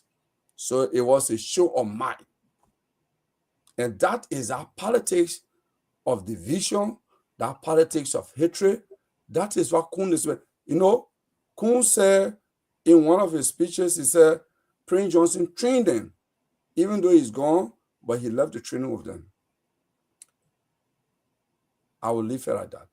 He was a master of politics. Guys, we I beg you guys, we got 5 minutes left, please. So that I want you guys, so that, because we'll be running out of time. But everybody get 1 minute, please. Let's say 1 minute for our time, please. Go all the time already. I'm not surprised at what's happening. We've been almost 4 hours, 30 minutes. Yeah. I think that the president, have set the tone when it comes to ethnic politics, when it comes to division, and I'm not surprised that his deputy is standing that. I'm not surprised at all. But we must condemn this. Mandingo people are part of who we are. Mandingo people are Liberian people. And I don't think anyone, we were on the show talking about the progressives and what they did many, many years ago. I don't think part of their plan was to segregate us based on our ethnic background. Mandingo people are good people. They are good, they are good Liberian people. If anyone were to look at Musa Ability and just say, you know what, this guy is not a good guy just because he's a Mandingo man, why would we just? This is 2025, and no Liberian should be speaking like that. We are all one. We come from different backgrounds. We speak different dialects, but our common interest is our country, Liberia. That's who we are. We are Liberians. You can be Bassa, Pele. At the end of the day, we are Liberians. So Mandingo are my brothers, are my sisters, are my aunties. They're part of who we are. And when we start to speak politically and throw out all of these hatred, political narrative to win an election, I think it destroys us as a people. But I'm not surprised. I'm not surprised at all what was happening. Thank you. Yeah, but as we end, let me say this: it's incumbent upon all the folks that are running. Issue a statement tomorrow. Call the names of people who are present. Did not do. Call them out. Call them out, because especially coming from a person like Prophet Key, you know what he has done in our society, and you see how they're elevating him now. And once somebody do that, say you're elevating this guy. Now the guy wanted to be senator. You're stopping. You went for prison. Bo Ali went to the police station, and took him away. Right now, when they took him, he stayed on the platform with the vice president and other officials and all the Congress members. You're calling him out tomorrow. Issue a strong statement and call them out. And because that video will resonate, will go on for the next election cycle. But it won't happen. It won't happen in Tomalin, because this very Liberian people use this whole ethnic Dingo stuff when during the election, when President George Weah, who have had a very great relationship with the Muslim community, and a son, who is like a son to him, have always identified with his people. When they had that encounter, right? People used that politically and said that it was on that basis that the party, I forgot the party name, in those Unity Party, and then that became a big political issue. We got to be honest.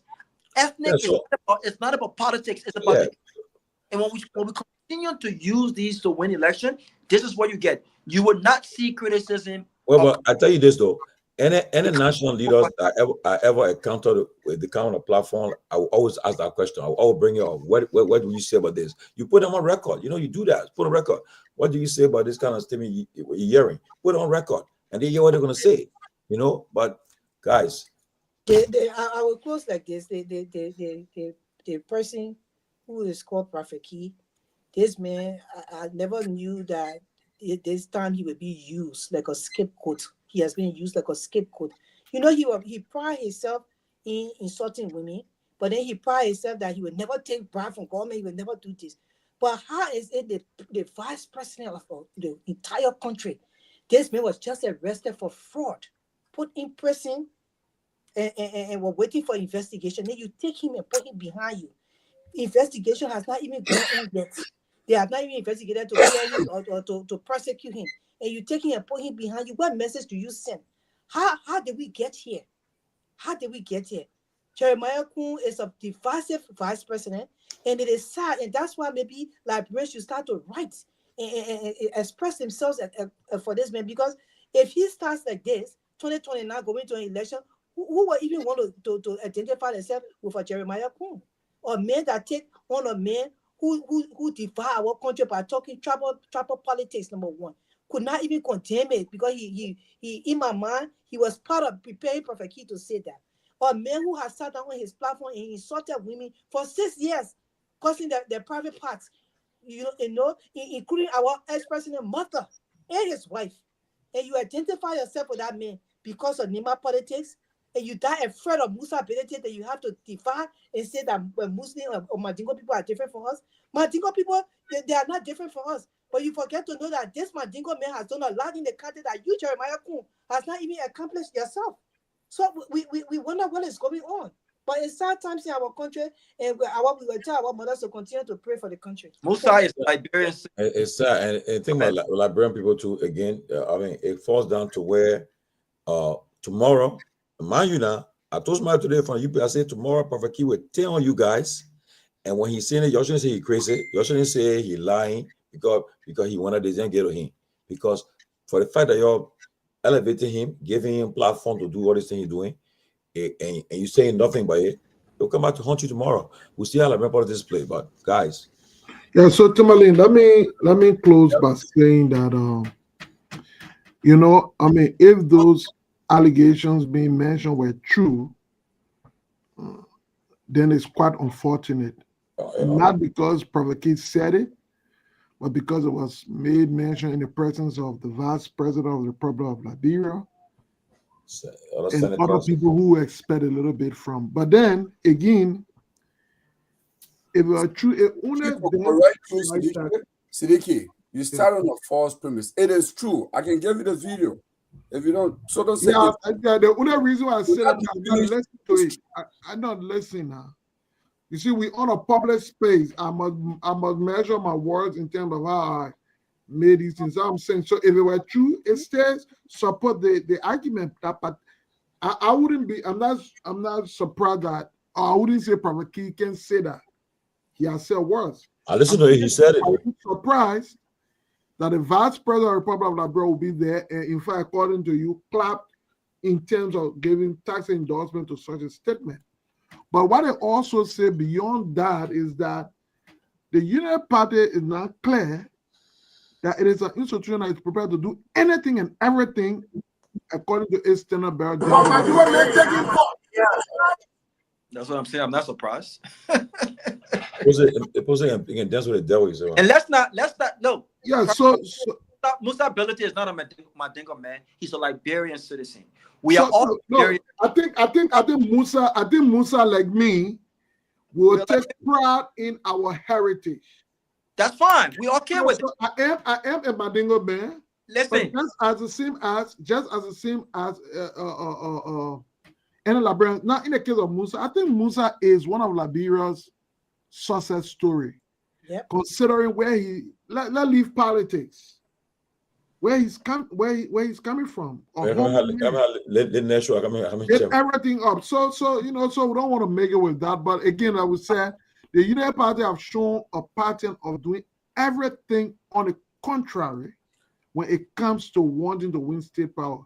It's very dangerous. At one point, they were prepared to deal with the devil. Today, they are prepared to divide the country no matter what it takes. Those things eventually have consequences. And so, Liberians need to open their eyes to these. They call that October surprise, right? Look, that thing he said today, if the parties then sure tomorrow, they can say that they will be the cause of and Coca losing election because of that statement. They can tell it that way, but again, I'm not saying you don't know what you're paying about the money. They will show people of our heritage. We should all be proud of our heritage. But we know when people say, "Oh, that Mandingo man," they're saying it in a negative, condescending connotation. That's what I'm saying. We should all be proud of our heritage. We should all be proud of where we come from, our history. But again, at the end of the day, we are Liberian. When Musa travels, they won't say, "Oh, are you a Mandingo man?" No, are you a Liberian? We are Liberian citizens, and we should all be proud and respect our various ethnic backgrounds. We are all Liberian citizens, including Mandingo people. We are Liberian citizens. They are good Christians. They are good people, bad people in all religion and ethnic. We are Liberian citizens. And we need to stop this. We need to stop it. Tell your vice president. No, he's not my vice. Thank you, guys. Have a good night. Vice president. Good night, everybody.